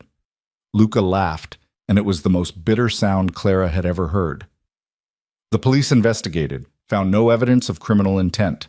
Your father and Chen settled with the other families who lost people in that fire, paid them off, made it all disappear behind non-disclosure agreements and legal settlements. The legal system failed, so I created my own justice. By destroying Chen and my father. By taking me. By making sure they understand loss the way I understand it. Chen lost everything, his business, his reputation, his family. Your father is losing his business piece by piece. And you?" Luca pulled her closer, and Clara could see the grief raw and open in his eyes. "You're the reminder that keeps him suffering. Every time he sees you with me, he knows what he traded away. His daughter's freedom for his own survival. That's the price of his choices." The music swelled toward its conclusion. Luca spun Clara in a final turn, and she felt tears burning in her eyes. Not for herself. For the young woman who'd died because people like her father valued money over safety. For Luca, trapped in a grief so profound he'd turned himself into a monster to cope with it. For all of them, locked in this cycle of pain and revenge that would never actually bring back what had been lost. The song ended. Applause rippled through the ballroom. Luca released her and stepped back, his expression smoothing back into that neutral mask. "Now you know," he said. "Does it change anything?" Clara looked at him, really looked at him, and saw the truth he'd been hiding behind all the coldness and control. He was broken, shattered by loss and held together only by rage and the promise of revenge. Using her to hurt her father was the only thing giving him purpose. "It changes everything," she said quietly. "And nothing, you're right to be angry, to want justice, but using me won't bring her back. It won't make you feel better. It'll just create more pain." "Good," Luca said. "Pain is all I have left of her, and I'll make sure your father feels every bit of it." He walked away, leaving Clara standing alone on the edge of the dance floor in her beautiful dress, finally understanding the full scope of the nightmare she'd been sold into. This wasn't just about money or power or even revenge in any simple sense. This was about a brother's grief turned into a weapon. And Clara was that weapon, whether she wanted to be or not. She made it through the rest of the evening on autopilot, smiling and nodding and playing her role while her mind spun through everything Luca had revealed. The drive home passed in silence. Luca stared out his window. Clara stared out hers. The space between them felt vast and unbridgeable. When they arrived at the estate, Luca disappeared into the east wing without a word. Clara went to her own rooms, carefully removing the expensive dress and jewelry, washing off the makeup, taking down her hair. In the mirror, she looked like herself again. Not Clara Moretti, the trophy wife. Just Clara. The woman whose father had caused someone's death and never paid for it. The woman who was now paying for it instead. She lay in bed staring at the ceiling and thought about Luca's sister, 23 years old, the same age Clara had been when she'd finally felt like her life was coming together. What had she been like? What dreams had died with her in that fire? What kind of person left behind a brother who loved her enough to destroy himself seeking revenge? And what kind of woman was Clara becoming, trapped between understanding why Luca wanted vengeance and knowing that she was the instrument of it? The questions had no answers, just like there was no escape from the beautiful cage she lived in or the marriage that was really a prison sentence. Clara closed her eyes and tried to sleep, but all she could see was fire and smoke and a young woman who died because people like Clara's father had cared more about money than lives. And she understood finally why Luca looked at her sometimes with something that might have been regret, because she was innocent in all of this, and he knew it, and he was using her anyway. That was the truth underneath all the performance and control. Luca Moretti knew exactly what he was doing was wrong. He just didn't care enough to stop. The morning after the gala, Clara woke to find Anna standing in her doorway with an expression that might have been sympathy if the older woman allowed herself such luxuries. "Mr. Moretti asked me to inform you that he'll be away on business for the next few days," Anna said. "He left early this morning." Clara sat up, processing this information. After everything that had been revealed last night, Luca had simply disappeared. No explanation, no conversation, just gone. Did he say where he was going? He doesn't share his itinerary with me, Mrs. Moretti. Anna set down a breakfast tray that Clara hadn't asked for. Is there anything you need while he's away? What Clara needed was answers, context, some kind of roadmap for navigating a situation that grew more complicated every day. But Anna couldn't provide any of those things. No, thank you, Clara said. After Anna left, Clara picked at the breakfast without tasting it. Her mind kept circling back to the previous night. The fire, Luca's sister, her father's negligence. The weight of that knowledge sat in her chest like a stone, making it hard to breathe. She'd been angry at her father for selling her, furious at being used as payment for his debts. But this was different.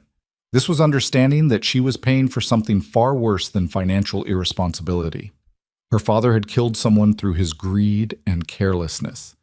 And Clara was the price he was being charged. The irony wasn't lost on her. She'd spent her career authenticating art, determining what was real and what was fake. Now she was living a lie, pretending to be a happily married woman while serving as a tool for revenge. The forgery she couldn't escape was her own life. Clara spent the day exploring parts of the estate she'd avoided before. The grounds were extensive, gardens that looked professionally maintained, a pool she hadn't known existed, a tennis court that probably hadn't been used in years. All of it beautiful and empty and utterly wasted on a man who apparently never took time to enjoy any of it. She found herself standing outside the east wing again. The locked doors. Luca's private space. The one place in this entire house she wasn't allowed to enter. Clara tried the handle, knowing it would be locked, but needing to confirm it anyway. It didn't budge. He keeps that wing secured, a voice said behind her. Clara spun around to find Marco standing there. Luca's best man, the one who'd argued with him in the hallway about guilt and vulnerability. I didn't hear you come in, Clara said. I have a key. Marco held it up, then tucked it back into his pocket. Luca asked me to check on something while he's gone. Didn't expect to find you trying to break into his private quarters. I wasn't breaking in, just checking. Checking what? Whether he trusts you enough to leave it unlocked? Marco's expression was sympathetic, but honest. He doesn't, and won't. That wing is where he keeps everything that matters to him. Clara studied Marco. He was younger than Luca, maybe early 30s, with the kind of easy confidence that suggested he'd been born into this world of wealth and power rather than fighting his way into it. His dark eyes held intelligence and something else. Concern, maybe. You're his best friend, Clara said. I'm his cousin. Best friend is probably too strong. Luca doesn't really do friendship. But you care about him. Unfortunately, Marco leaned against the wall, crossing his arms. Look, I know what he's doing to you. I know it's wrong. I've told him as much. But Luca doesn't listen to anyone when he's in revenge mode. How long has he been in revenge mode? 3 years, since the fire. Marco's expression darkened. Sophia, that was his sister. She was everything to him. Their parents died when Luca was 22 and she was 16. He raised her, put her through college, watched her build a life. When she died because of your father's negligence, something in him broke. He became obsessed with making the people responsible pay. Clara wrapped her arms around herself, suddenly cold despite the warmth of the house. He told me about the fire last night, about what my father did. Then you understand why he can't let it go. Understanding doesn't make it right. I didn't kill his sister. I didn't even know about the building or the fire until yesterday. But I'm the one being punished. You're the leverage, Marco corrected gently. Luca's version of justice requires your father to suffer the way he's suffered. And what makes a parent suffer more than seeing their child trapped in a situation they can't escape? Except my father doesn't care enough about me for this to work the way Luca thinks it will. The words came out more bitter than Clara intended. He sold me to save himself. That's not love. That's cowardice.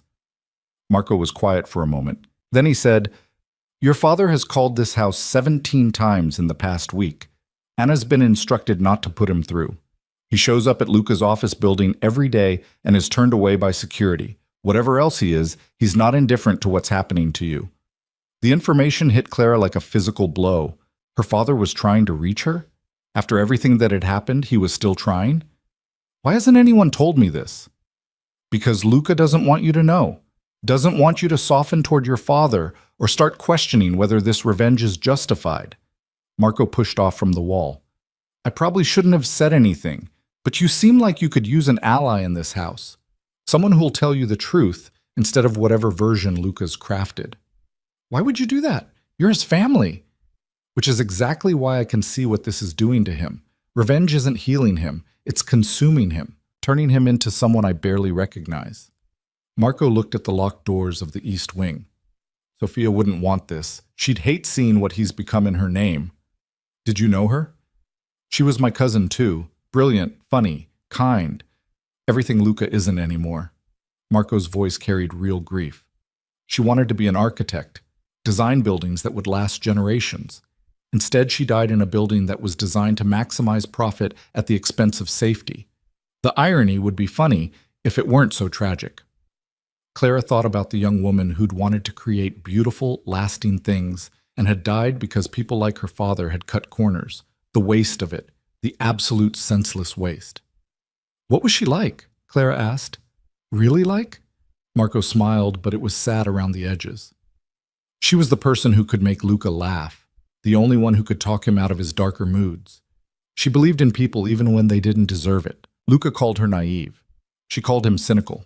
They balanced each other. And when she died, he lost his balance. Completely.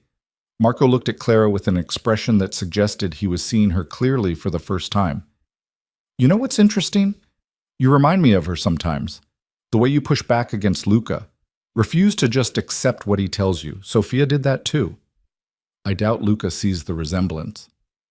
Maybe not consciously, but I think part of why he looks so uncomfortable around you is because you're making him remember what it was like to have someone in his life who challenged him, who didn't just agree with everything he said out of fear or obligation.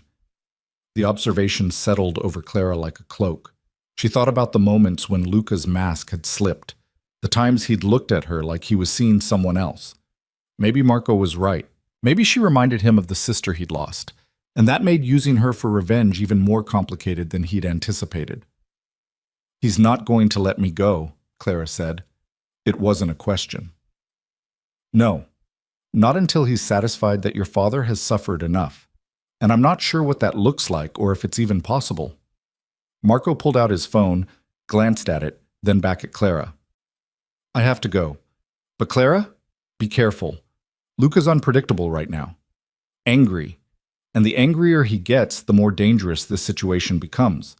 He left through the front entrance, and Clara was alone again in the beautiful, empty house. She spent the afternoon in the library, pulling books off shelves at random and trying to lose herself in other people's stories. Anything to escape her own for a few hours. She found first editions, rare manuscripts, books in languages she couldn't read, all of it curated by someone with sophisticated taste and unlimited resources. On a bottom shelf, almost hidden behind a row of leather-bound classics, Clara found a photo album. She pulled it out and opened it before she could second-guess the invasion of privacy. The first photo showed a much younger Luca, maybe 19 or 20, with his arm around a teenage girl with dark hair and his same striking features. They were laughing at something off-camera. Both of them looked happy in a way that seemed almost impossible given the Luca Clara knew. She turned the pages slowly, watching Sophia grow up in frozen moments. Sophia at her high school graduation, Luca standing beside her in a suit that didn't quite fit. Sophia in front of a university building, holding up an acceptance letter. Sophia at what looked like her 21st birthday party, surrounded by friends and wearing a smile that could light up rooms. And in every photo where they appeared together, Luca looked at his sister with an expression of such profound love and pride that Clara felt her throat tighten. This was what he'd lost. Not just a sister, but the only person who'd made him happy. The only person who'd seen past the walls he built and loved him anyway. Clara closed the album and put it back exactly where she'd found it. She felt like she'd intruded on something sacred, a grief so private and profound that Luca kept it locked away in photo albums hidden behind books nobody read. The next 2 days passed in similar fashion. Clara explored the house and grounds, ate meals alone, read books from the library, tried not to think about where Luca was, or what he was doing, or whether he'd ever look at her without seeing a tool for revenge. Anna went about her duties with professional efficiency, neither friendly nor cold. The other staff Clara occasionally glimpsed, a gardener, a housekeeper, a cook who prepared meals Clara barely touched, kept their distance. She was Mrs. Moretti, the mysterious bride who'd appeared from nowhere. They were paid to serve her, not befriend her. On the third evening, Clara was in her room when she heard a car in the driveway. She moved to the window and watched Luca emerge from the back of the sedan. Even from a distance, she could see the tension in his shoulders, the exhaustion in the way he moved. He disappeared into the house, and Clara waited. Part of her expected him to come to her room, to check on her or continue the conversation they'd started at the gala. But an hour passed, then two, and he never appeared. She found him just before midnight in the library. He was sitting in one of the leather chairs near the fireplace, a glass of whiskey in his hand, staring at flames that cast dancing shadows across his face. "You found the photo album," he said without looking at her. Clara froze in the doorway. "How did you know?" "Because it's not exactly where I left it.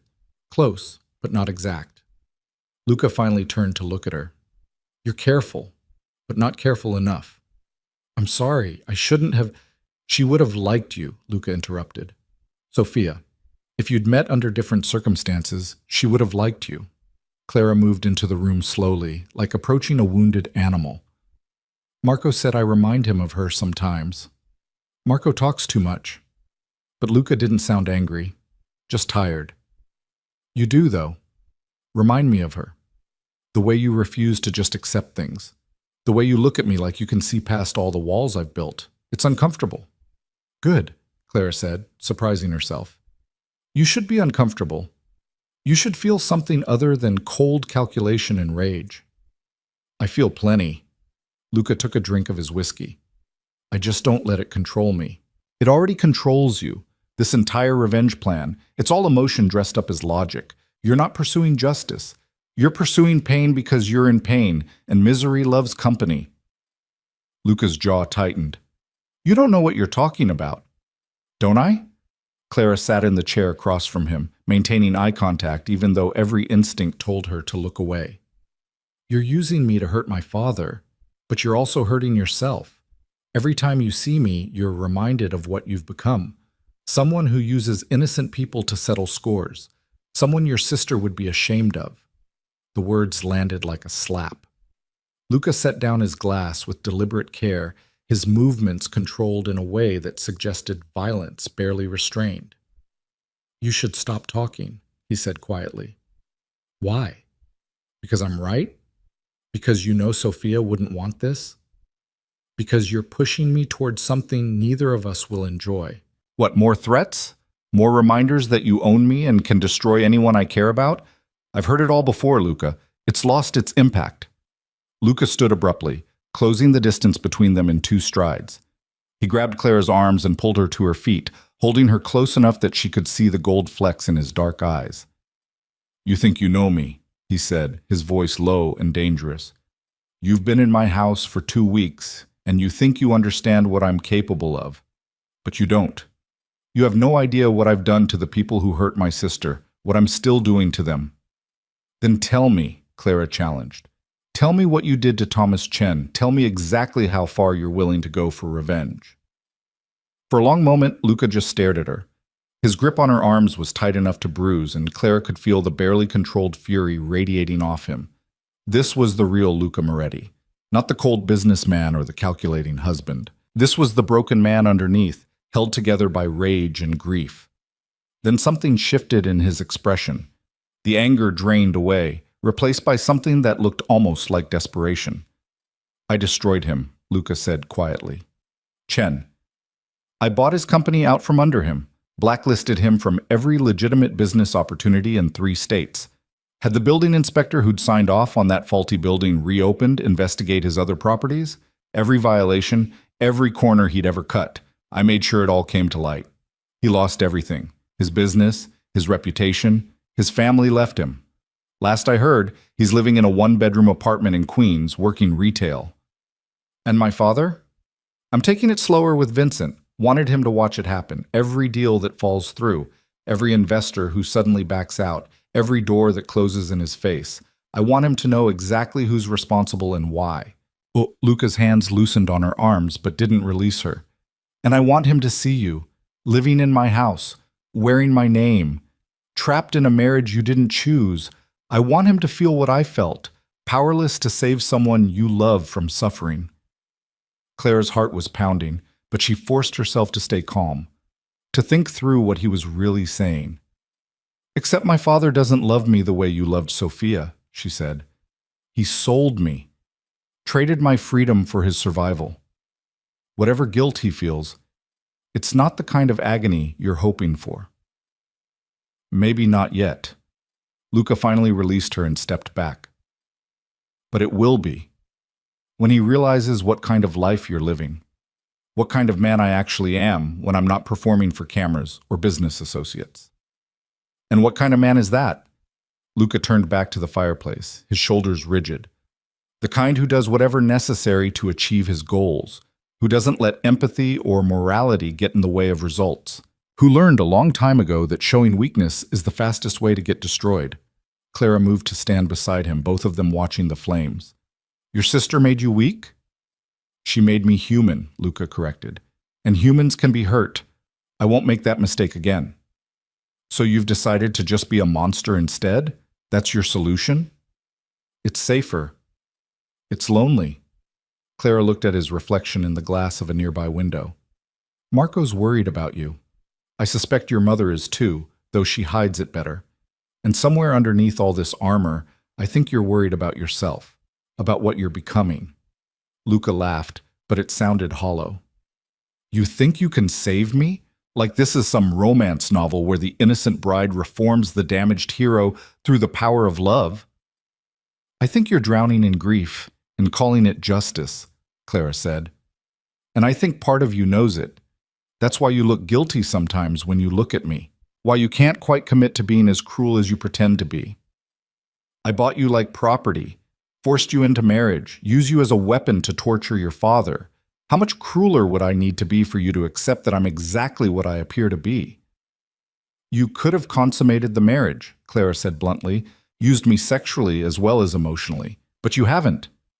You give me my own space, my own rooms. You threaten my friends but haven't actually hurt them. You're performing cruelty while maintaining boundaries that suggest you're not as far gone as you want everyone to believe. Luca turned to face her fully. Those boundaries exist because crossing them would make me indistinguishable from the men I despise, not because I have any particular care for you. I don't believe you. Then you're a fool. Maybe, Clara held his gaze, or maybe I'm just better at seeing through forgeries than you are at creating them. The silence that fell between them was charged with something Clara couldn't name. Not attraction. That would be absurd given their circumstances. But recognition, maybe. The acknowledgement that they were both trapped in a situation neither of them knew how to escape. I leave for Europe tomorrow, Luca said finally. Business meetings. I'll be gone for at least a week. Maybe longer. Running away? Maintaining the empire that pays for this beautiful cage you're living in. Luca moved toward the door, then paused. While I'm gone, stay out of the East Wing. Don't test the boundaries, Clara. I won't be here to stop the consequences if you do. He left, and Clara stood alone in the library with the fire dying down and the shadows growing longer. She spent the night in her room, unable to sleep, her mind spinning through everything that had been said.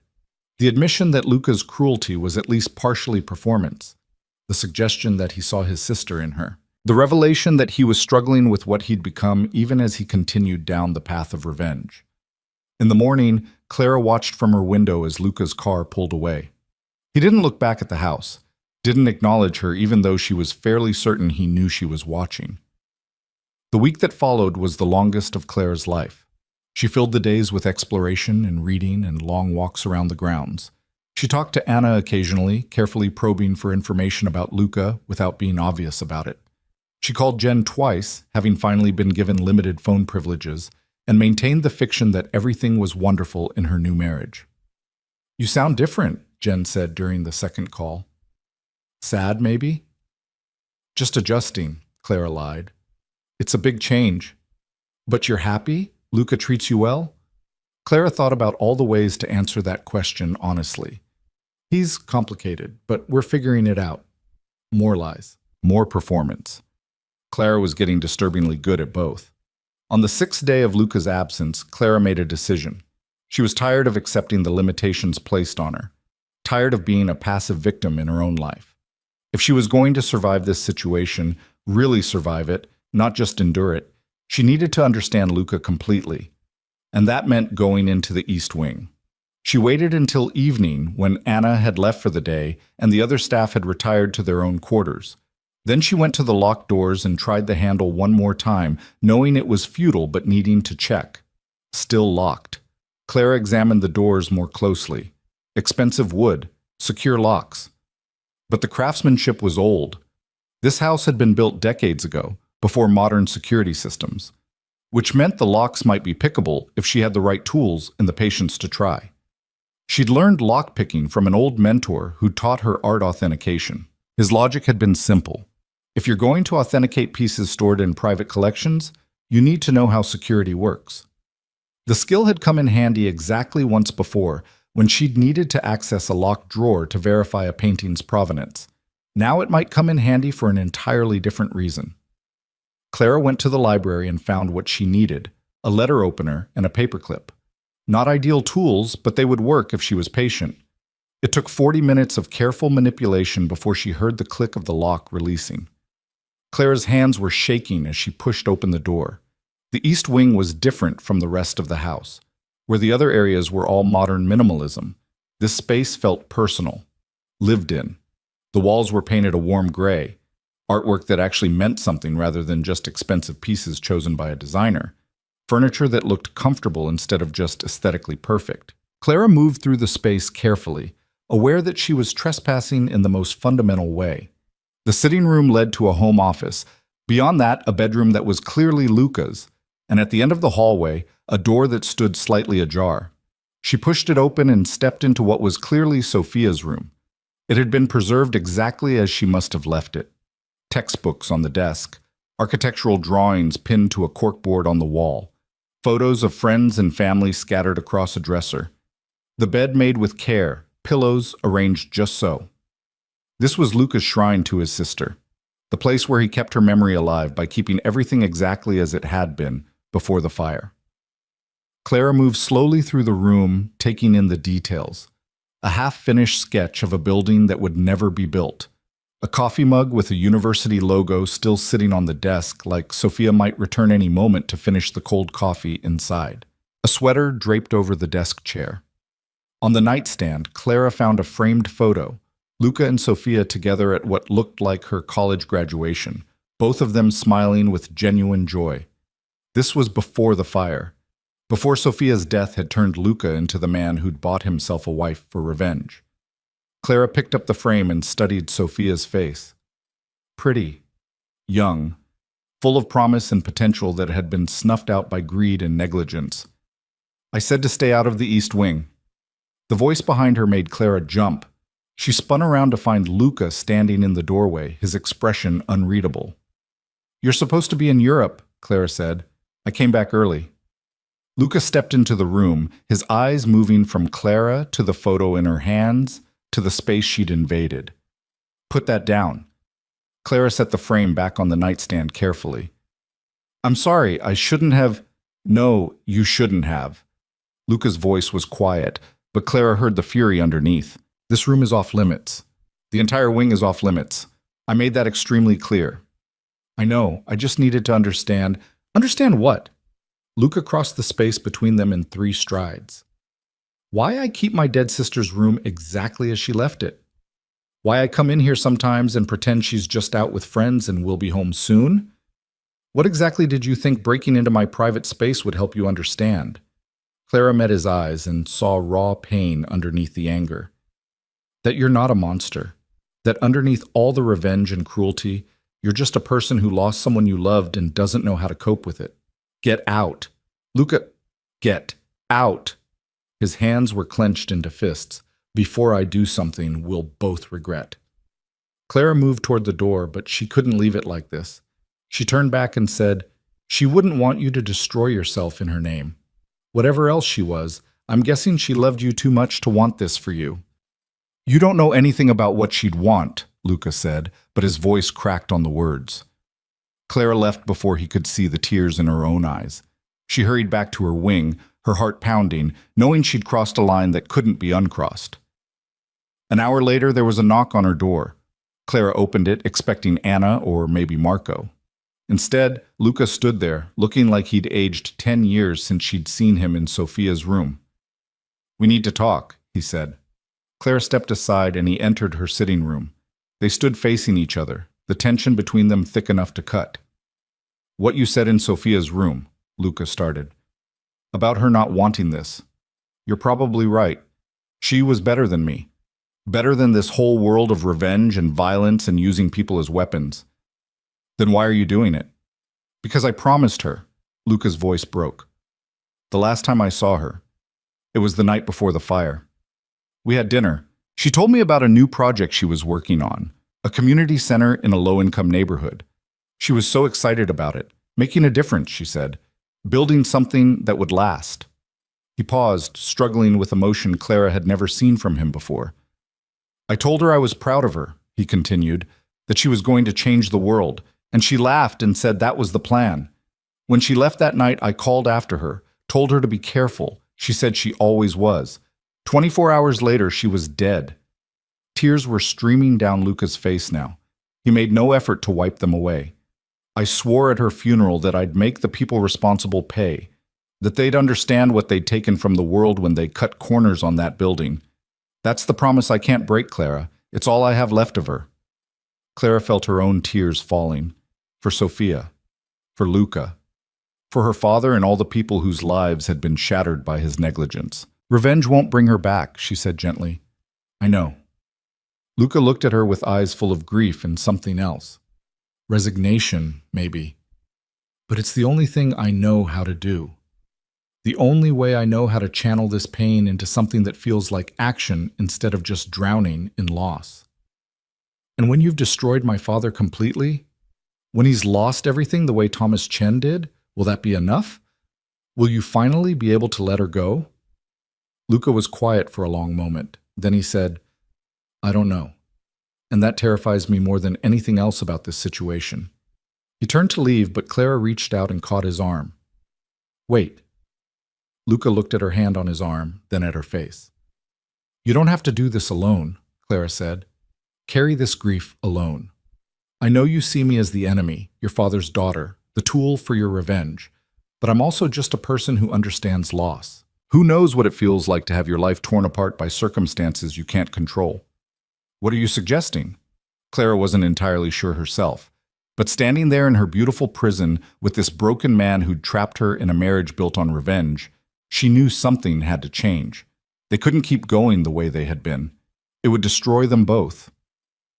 "I'm suggesting we stop pretending," she said. "Stop performing for each other. You don't have to be the heartless villain.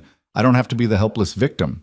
Maybe we could just be two people trying to survive an impossible situation." Luca studied her face for a long moment. Then he said, "And if I can't do that? If the revenge is too deeply embedded in who I've become? Then at least we'll both know the truth. That this marriage really is just a weapon, that there's no possibility of it ever becoming anything more." "There isn't," Luca said, but he didn't sound certain. "Prove it," Clara challenged. "Stop running away. Stop hiding in the East Wing or disappearing on business trips. Stay here.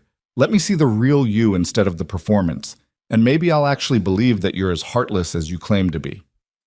The challenge hung between them. Luca's expression shifted through a dozen emotions too quickly for Clara to track. Finally, he nodded once. "Fine. No more performing, starting now." He met her eyes.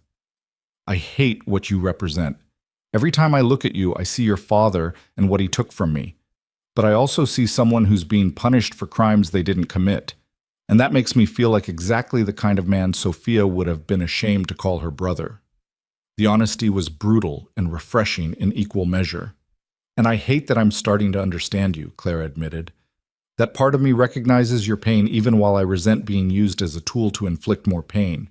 I want to despise you completely, but you keep showing these glimpses of humanity that make it complicated." "Complicated," Luca repeated. "That's one word for it." He left without another word, and Clara stood alone in her room, wondering what exactly she'd just set in motion.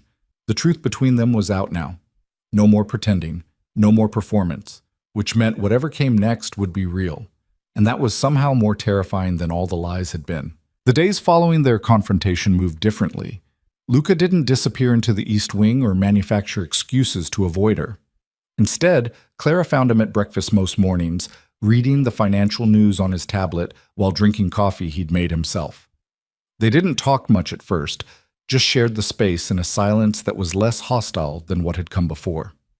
On the third morning, Luca set down his tablet and said, "Your father showed up at my office again yesterday." Clara's hand stilled on her coffee cup. And I had security escort him out, same as always. Luca's expression was unreadable. "But he left you a letter. Asked them to make sure you received it." He pulled an envelope from his pocket and slid it across the table. Clara stared at it like it might explode. "You didn't open it?" she asked. "It's addressed to you, not me." Luca stood, collecting his things. "What you do with it is your choice." He left her alone with the envelope. Clara picked it up, feeling the weight of her father's words before she'd even read them. Part of her wanted to throw it away unopened. He'd forfeited the right to communicate with her when he'd sold her to settle his debts. But another part, the part that remembered being 12 years old and watching him read her bedtime stories, needed to know what he had to say. She opened the envelope. The letter was handwritten, her father's familiar scrawl covering both sides of the paper. Clara read it twice, her emotions shifting from anger to grief to something she couldn't quite name. He'd written about the building, about the choices he and Chen had made, about knowing the electrical work wasn't up to code but convincing himself it would be fine, that buildings cut corners all the time and nothing bad ever happened. He'd written about the night of the fire, watching the news coverage and realizing his negligence had killed people, about the settlements he'd paid to make the lawsuits go away, about living with guilt that ate at him every single day. And then he'd written about her, about watching her marry Luca Moretti and understanding exactly what it meant, that his daughter was paying the price for his sins, that Luca had found the one punishment that would actually hurt, not financial ruin or professional disgrace, but seeing Clara trapped in a marriage that was really a prison. The letter ended with an apology Clara wasn't sure she could accept and a promise she wasn't sure he could keep. "I'm going to make this right. I don't know how yet, but I will find a way. You don't deserve to suffer for my mistakes." Clara folded the letter carefully and tucked it into her pocket. She sat at the breakfast table for a long time, watching sunlight move across the expensive hardwood floors, trying to reconcile the father who'd read her bedtime stories with the man who'd cut corners on a building that killed 23 people, trying to reconcile her anger at being sold with the understanding that he'd been trapped between impossible choices. She found Luca in his office, not the locked one in the East Wing, but a smaller workspace he used for everyday business. He looked up when she knocked, and something in his expression suggested he'd been waiting for this conversation. "He admitted it," Clara said. "In the letter. Everything about the building, the corners they cut, knowing it wasn't safe." "I know what he did." Luca's voice was careful. "I've known for 3 years. He says he's going to make it right, whatever that means. There is no making it right. Sophia's dead. 22 other people are dead. No amount of apologies or belated guilt changes that." Clara moved into the office and sat in the chair across from his desk. "You're right. It doesn't change anything. But Luca, neither does this. Using me to torture him, destroying his business piece by piece. It doesn't bring Sophia back. It doesn't make the pain less. It just creates more suffering." "That's the point." But Luca didn't sound as certain as he had before. "Is it? Or is the point that as long as you're focused on revenge, you don't have to actually deal with your grief?" Luca's jaw tightened. "You don't know what you're talking about." "I think I do. I think you've been running from your sister's death for 3 years, channeling all that pain into destroying the people responsible instead of actually processing it. And now you're stuck. Because if you let go of the revenge, what do you have left?" "Nothing." The word came out raw, honest. "I have nothing left without this. You have yourself, your life, the possibility of actually healing instead of just surviving on rage." Luca stood abruptly and moved to the window, his back to Clara. "You make it sound simple, like I can just decide to forgive and move on. But every time I close my eyes, I see her. Every time I walk past her room, I remember what she was supposed to become. The building she would have designed, the life she would have lived, and I can't just let that go. Clara stood and moved to stand beside him. I'm not asking you to let it go. I'm asking you to acknowledge that revenge isn't the same as justice, and that using me to punish my father makes you complicit in the same kind of cruelty you're trying to avenge. So what do you want me to do? Just release you, pretend this marriage never happened, let your father off without any consequences? I want you to make a choice, Clara said, not out of rage or grief or some promise you made at a funeral, but out of who you actually want to be. The man Sophia would have been proud of, or the man you've become because you couldn't figure out how to live with loss.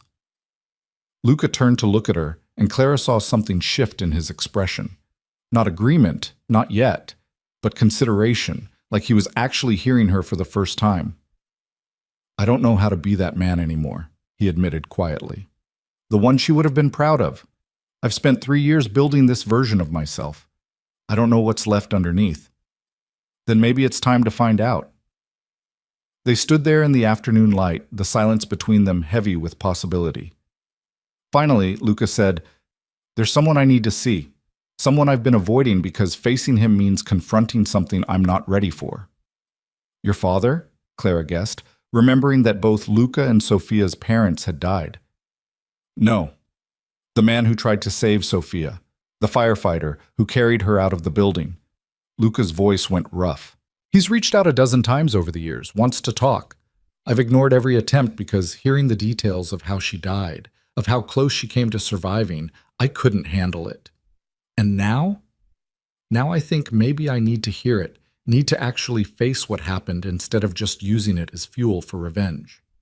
Luca looked at Clara. Will you come with me? The request surprised her. Why? Because you're right.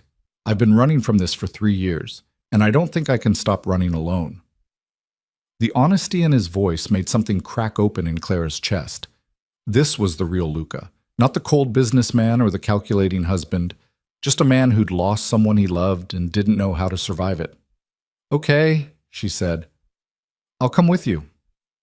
They drove into the city 2 days later. Luca had called ahead, arranging to meet the firefighter, a man named David Hernandez, at a coffee shop in Brooklyn. Clara watched Luca's hands tighten on the steering wheel as they got closer, saw the muscle jumping in his jaw. We can turn around, she offered, if you're not ready. I'll never be ready. That's the problem. Luca pulled into a parking spot and killed the engine.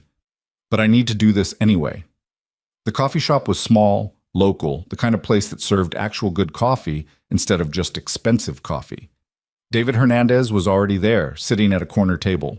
He stood when they entered, a man in his 50s with gray hair and the weathered face of someone who'd seen too much tragedy. Luca. David's voice was gentle. Thank you for finally agreeing to meet. They shook hands, and Luca introduced Clara simply as his wife. David ordered them coffee, and they settled into an uncomfortable silence that Clara finally broke. You were there, she said. The night of the fire. I was. David looked at Luca. I've wanted to tell you what happened for 3 years, but I understand why you couldn't hear it. I can hear it now, Luca said, though his voice suggested otherwise. Tell me. David took a breath. We got the call at 11:47 p.m., structure fire, residential building, multiple people trapped. We arrived 6 minutes later. The building was already engulfed. The fire had spread faster than it should have because of the faulty wiring in the walls. And the exits, he paused. The exits were blocked. Storage in the stairwells, security gates that weren't up to code. Every safety violation you can imagine. Luca's hands clenched on the table. Clara reached over and covered one with her own. He didn't pull away. We went in anyway, David continued. Got most people out of the lower floors, but the 8th floor, the smoke was too thick. The structure was compromised. My captain called us back, said it wasn't safe, but I could hear someone up there, a woman, calling for help. Sophia, Luca said. I didn't know her name then, just knew someone was alive and needed help. So I went back in. Found her in her apartment. She was conscious, scared but coherent. I got her to the window, started to bring her down the ladder. David's voice cracked. We almost made it. We were 3 floors from the ground when part of the building collapsed. The vibration threw us. She fell. Luca made a sound like he'd been punched. Clara tightened her grip on his hand. I tried to catch her, David said, tears streaming down his face now. I swear I tried. But she was already unconscious from the smoke. The fall. It was quick. The medical examiner said she wouldn't have felt anything. That's supposed to make it better? Luca's voice was barely controlled. No, nothing makes it better. But I've lived with that night for 3 years, replayed it 1,000 times, wondered what I could have done differently, and I needed you to know that she fought, that she didn't give up, and that in her last conscious moments, she knew someone was trying to save her. The coffee shop had gone quiet around them. Clara realized she was crying. Luca was staring at David like he was trying to reconcile this story with the version he'd built in his head. Why did you want to tell me this? Luca finally asked. Because I've seen what happens to the families left behind. Some of them heal, find ways to move forward. Others get stuck in the grief. Let it consume them. Turn them into people their loved ones wouldn't recognize. David met Luca's eyes. Your sister died trying to live. She didn't die so you could destroy yourself seeking revenge. She deserved better than that. And so do you. Luca stood abruptly. I need air. He walked out of the coffee shop, and Clara started to follow, but David caught her arm gently. Give him a minute, he said. This is the conversation he's been avoiding for 3 years. He needs to process it. Clara sat back down. How do you do it? Live with something like that? Therapy. A lot of therapy. And the understanding that I did everything I could. That sometimes tragedy happens despite our best efforts. And that carrying guilt for things outside our control doesn't honor the people we lost. It just creates more suffering. He blames my father, Clara said, for cutting corners on the building, creating the conditions that killed her.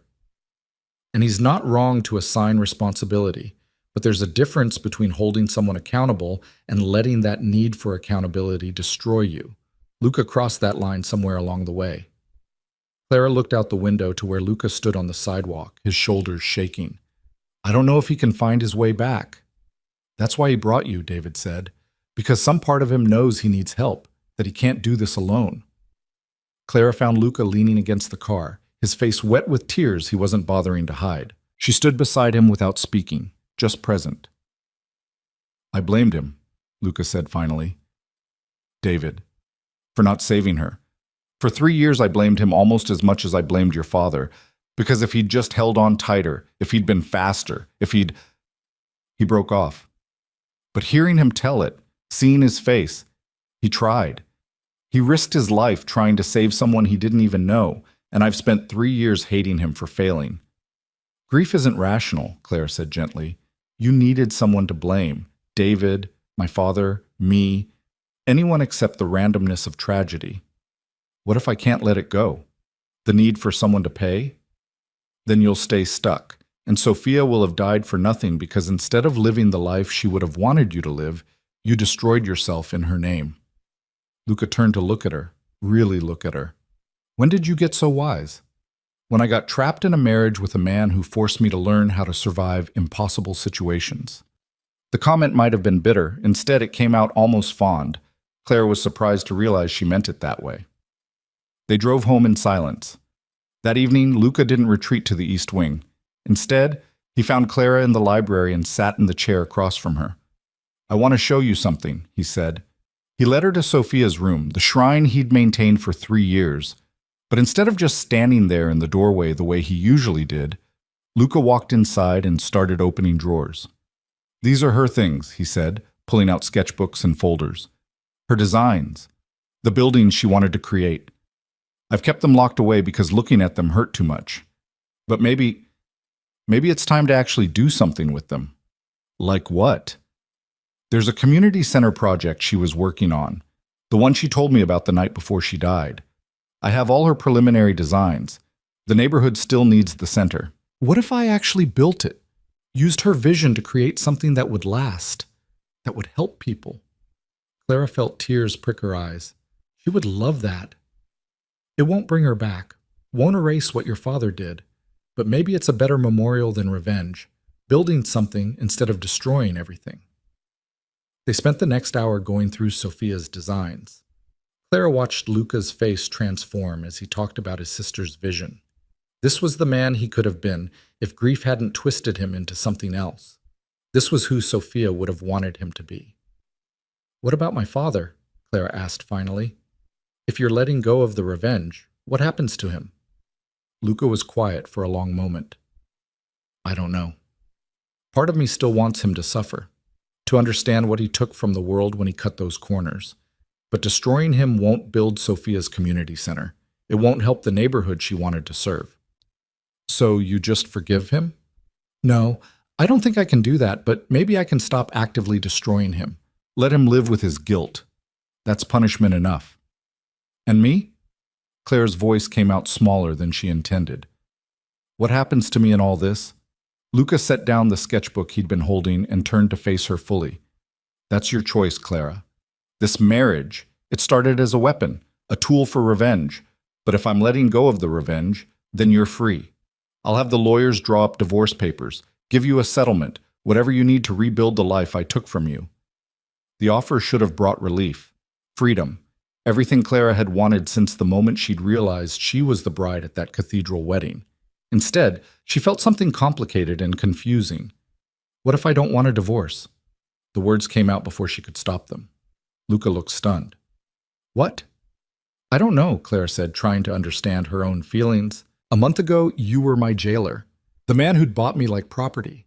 But somewhere along the way, that changed. You changed. Or maybe I just finally saw past the performance to who you actually are underneath. Clara, you don't owe me anything. This marriage was forced on you. You have every right to walk away." "I know, but what if I don't want to? What if I want to see who we could be if we actually chose this? Not out of revenge or obligation, but because we want to try." Luca stared at her like she'd suggested something impossible. "You can't possibly want to stay married to me after everything I've done, everything I've put you through." "You're right. I shouldn't want that. It would be easier to just leave, start over somewhere far away from this complicated mess." Clara moved closer to him. "But I've spent the last month learning how to read you, how to see past the walls you build. And underneath all the pain and revenge, there's a man I think I could actually care about, if he'd let me. I don't deserve that kind of forgiveness. Maybe not. But Sophia would want you to have it anyway. She'd want you to be happy, to build a life instead of just surviving on rage." Luca's carefully maintained control finally cracked. He reached for Clara, pulling her into an embrace that felt nothing like the calculated touches he'd used before. This was real, desperate, the grip of a drowning man who'd just been offered a lifeline. "I don't know how to do this," he said against her hair. "How to be a real husband instead of a captor. How to build something genuine with someone I hurt so badly." "Neither do I," Clara admitted. "But maybe we can figure it out together." They stood there in Sophia's room, holding each other while 3 years of grief and anger and pain finally started to drain away. It wasn't forgiveness. Not completely. There was too much history, too much hurt to simply erase. But it was the beginning of something new, something chosen instead of forced. The next morning, Luca called Vincent Valenti's office. Clara listened from the doorway as he spoke. "I'm done," Luca said. "The vendetta, the systematic destruction of your business, all of it. I'm done." Clara couldn't hear her father's response, but she saw Luca's expression shift. "Because your daughter asked me to be," Luca said, "and because I'm choosing to build something instead of destroying everything. You'll still have to live with what you did. That's not something I can or will forgive, but I won't actively ruin you anymore." He paused, listening. "She's fine, better than fine, and that's all you need to know." Luca's voice hardened. "You sold her to save yourself. Don't expect me to give you access to her now that I'm releasing my hold." He hung up and turned to find Clara watching. "Was that okay? I didn't ask if you wanted to speak to him." "I don't," Clara said honestly. "Not yet. Maybe not ever. He's still my father, but what he did, to Sophia, to all those people, to me, I'm not ready to forgive that." "That's fair. More than fair." Over the following weeks, the house transformed. Luca started the process of building Sophia's community center, throwing himself into the project with the same intensity he'd once directed at revenge. Clara helped, using her eye for detail to refine the designs and her research skills to navigate the permitting process. They started having dinner together, real conversations instead of hostile silence. Luca told her about growing up with Sofia, about their parents' deaths, about learning to run a business empire while still practically a kid himself. Clara shared stories about her work authenticating art, about her mother leaving, about the moment she'd realized her father valued money more than integrity. Slowly, carefully, they built something real. Marco showed up one afternoon and found them working together on the community center plans. He pulled Luca aside, and Clara could hear their conversation from the next room. "You look different," Marco said. "Lighter, like you're actually living instead of just surviving." "Clara happened," Luca said simply. "She forced me to see that revenge wasn't healing anything, just creating more damage." "So you're actually trying to make this marriage work? For real?" "Yeah, I am." "And she wants that too? After everything you put her through?" "Apparently, I don't fully understand it either, but I'm not questioning it too hard in case she comes to her senses." Clara smiled from where she stood in the other room. She didn't fully understand it either, how she'd gone from hating Luca to actually caring about him, but she'd learned that the human heart was more complicated than logic allowed, that you could resent someone for the pain they caused, while also recognizing the pain that drove them to cause it. 6 months after the wedding, the community center broke ground. Luca insisted on a small ceremony, just family and a few key people from the neighborhood that would benefit from Sofia's vision. Clara stood beside him as the mayor gave a speech about public-private partnerships and community investment. When it was Luca's turn to speak, he stepped to the microphone with Clara's hand in his. "This building exists because of my sister, Sofia Moretti," he said. "She believed architecture could change lives, that good design wasn't a luxury but a necessity for thriving communities. She died before she could bring this vision to life. But today, we begin the work of building her dream." His voice caught, and Clara squeezed his hand. He looked at her and found the strength to continue. "For 3 years, I let grief consume me. Let it turn me into someone my sister wouldn't have recognized. But someone very wise reminded me that the best memorial to Sofia isn't revenge against the people responsible for her death. It's building the kind of world she wanted to create. This is the first step. It won't be the last." After the ceremony, they stood looking at the empty lot that would soon hold Sofia's community center. Luca put his arm around Clara and she leaned into him. "Thank you," he said quietly. "For what?" "For seeing past what I'd become to who I could still be. For refusing to let me destroy myself completely. For staying when you had every reason to run." "Thank you for letting me," Clara said. "For choosing to build instead of destroy. For actually trying to be a real husband instead of just a captor." "We started in the worst possible way," Luca said. "A forced marriage, lies, revenge, everything wrong. And somehow we're finding our way to something right." Clara turned to face him. "It's not perfect. It's not the love story anyone would choose, but it's ours." Luca kissed her then. Not the performative kiss from their wedding or the careful kisses of early reconciliation. This was real, full of promise and possibility, and the understanding that they'd survived the worst and might actually build something beautiful from the ruins.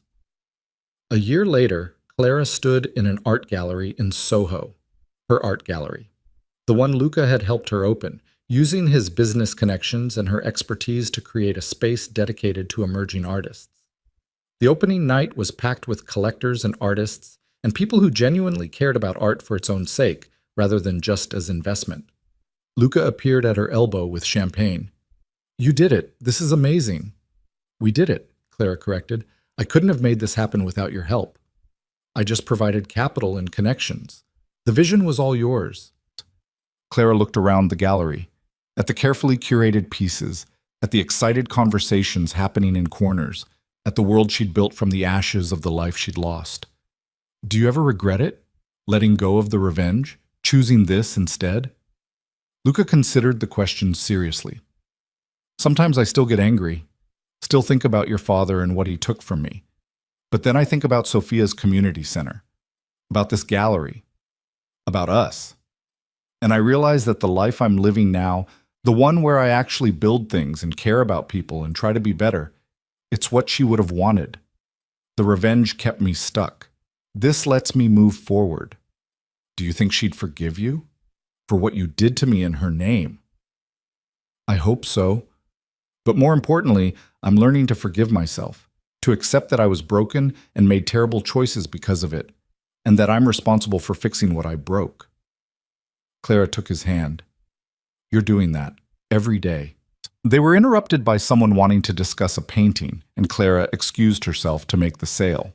As she talked about brushwork and composition and the artist's vision, she felt the complete rightness of this moment. This was who she was supposed to be, not trapped in a marriage built on revenge, but choosing every day to build something real with a man who'd started as her enemy and become her partner. The gallery opening was a success.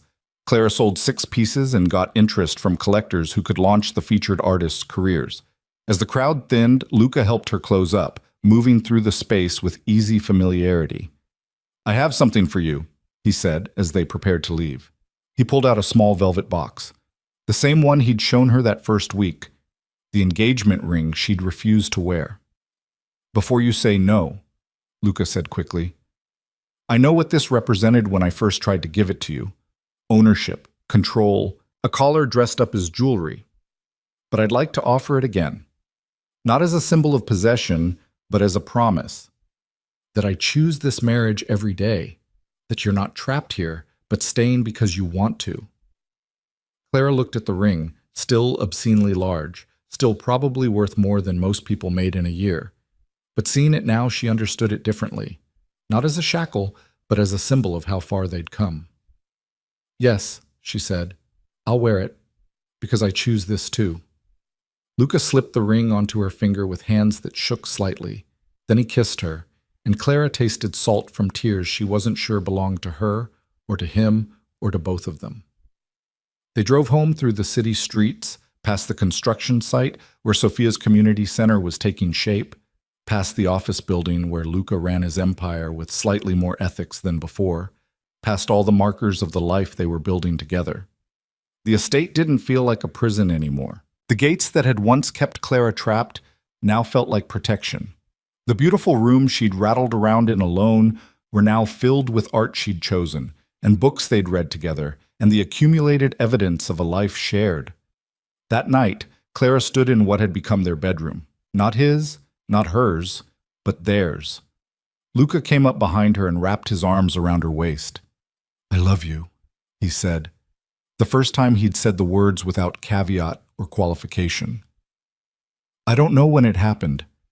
Maybe it was the moment you pushed back against me in the library. Maybe it was watching you refuse to break under pressure. Maybe it was hearing you tell me I could be better than what I'd become. But somewhere along the way, the woman I'd taken as a weapon became the person I can't imagine living without. Clara turned in his arms. I love you too. Even though loving you is complicated and messy and probably says something questionable about my judgment, I love the man you're becoming, the one who builds community centers and supports art galleries and actually tries to be good even when it's hard. We have a strange love story. The strangest, Clara agreed. We started with a forced marriage and threats and revenge. Most people would say there's no coming back from that. But we did. We did. They stood there in their bedroom, in their house, in the life they'd chosen despite everything that should have made it impossible. The beginning had been terrible, painful, built on lies and grief and all the wrong reasons. But they'd survived it. And in surviving, they'd built something real. Months turned into years. The community center opened a celebration from the neighborhood and praise from architectural critics who recognized Sophia's vision in every detail. Clara's gallery became a fixture in the art world, known for championing emerging artists and maintaining ethical practices in an industry often driven by money alone. Luca's business evolved, becoming more transparent, more focused on sustainable growth rather than just maximum profit. Vincent Valenti reached out occasionally, birthday cards, awkward phone calls where he asked how Clara was doing, and she gave him minimal information. The relationship remained fractured. Clara wasn't sure it would ever fully heal, but she'd made a fragile peace with the reality that her father was both the man who'd raised her and the man whose negligence had killed 23 people. People were complicated. Forgiveness was complicated. She was learning to live with the contradictions. On the third anniversary of their wedding, the day that had started with Clara thinking she was attending someone else's celebration, Luca woke her early and said he had something to show her. They drove to the community center, which had been open for over a year now. Inside, Luca led her to a quiet corner where a dedication plaque had been installed. Sofia Moretti Memorial Community Center, Clara read aloud. Built in honor of a woman who believed architecture could change lives and communities could heal. May her vision continue to inspire those who use this space to build better futures. Below that, a second plaque had been added, new, shining. This center stands as testament that from tragedy can come purpose, from grief can come growth, and from the darkest beginnings can emerge the brightest lights. Built with love by her brother Luca, with profound gratitude to Clara, who showed him how to build instead of destroy. Clara felt tears streaming down her face. Luca, you saved me, he said simply. When I was drowning in revenge and grief, you threw me a lifeline. This center exists because Sofia dreamed it, but it's real because you reminded me that I could honor her by building rather than destroying. Clara turned to him, this man who'd bought her like property and somehow become her partner in the truest sense. We saved each other. I was drowning too, in a life that felt small and meaningless. You forced me to be stronger than I knew I could be, to fight for what I wanted, to build something real instead of just surviving. They stood in Sofia's community center, in the dream she'd never lived to see realized, and chose each other again, not because they had to, not because of obligation or revenge or any of the terrible reasons that had brought them together, but because they wanted to, because they'd learned that love built from ruins could be stronger than love that had never been tested. The marriage that had begun as a weapon had become a choice. The vows spoken under duress had been rewritten through years of actual partnership. And the woman who'd walked down that cathedral aisle believing she was attending someone else's wedding had found a life she never could have imagined. Clara Moretti stood with her husband in a community center built from tragedy and looked toward a future they were creating together. It wasn't the life she would have chosen if someone had offered her a menu of options. It was strange and complicated and built on a foundation that should have crumbled, but it was real, it was chosen, and it was theirs. And sometimes, Clara thought, the best love stories weren't the ones that started perfectly. They were the ones that survived despite everything, that transformed from weapons into choices, that proved people could change and grow and become better than what pain had made them. Their story had started in a cathedral with lies and forced vows. It continued in an art gallery and a community center and a home they'd made together. And it would keep going, Clara knew, for as long as they both chose it, every single day. The revenge had ended. The marriage remained, and for the first time since that impossible wedding day, both Clara and Luca were free. Not from each other, but because of each other. Free to build, free to love, free to create lives Sofia would have been proud of. That was the real justice, the real memorial, the real victory over tragedy. Not revenge, but choosing, every day, to build something beautiful from the ruins of what had been destroyed. Together.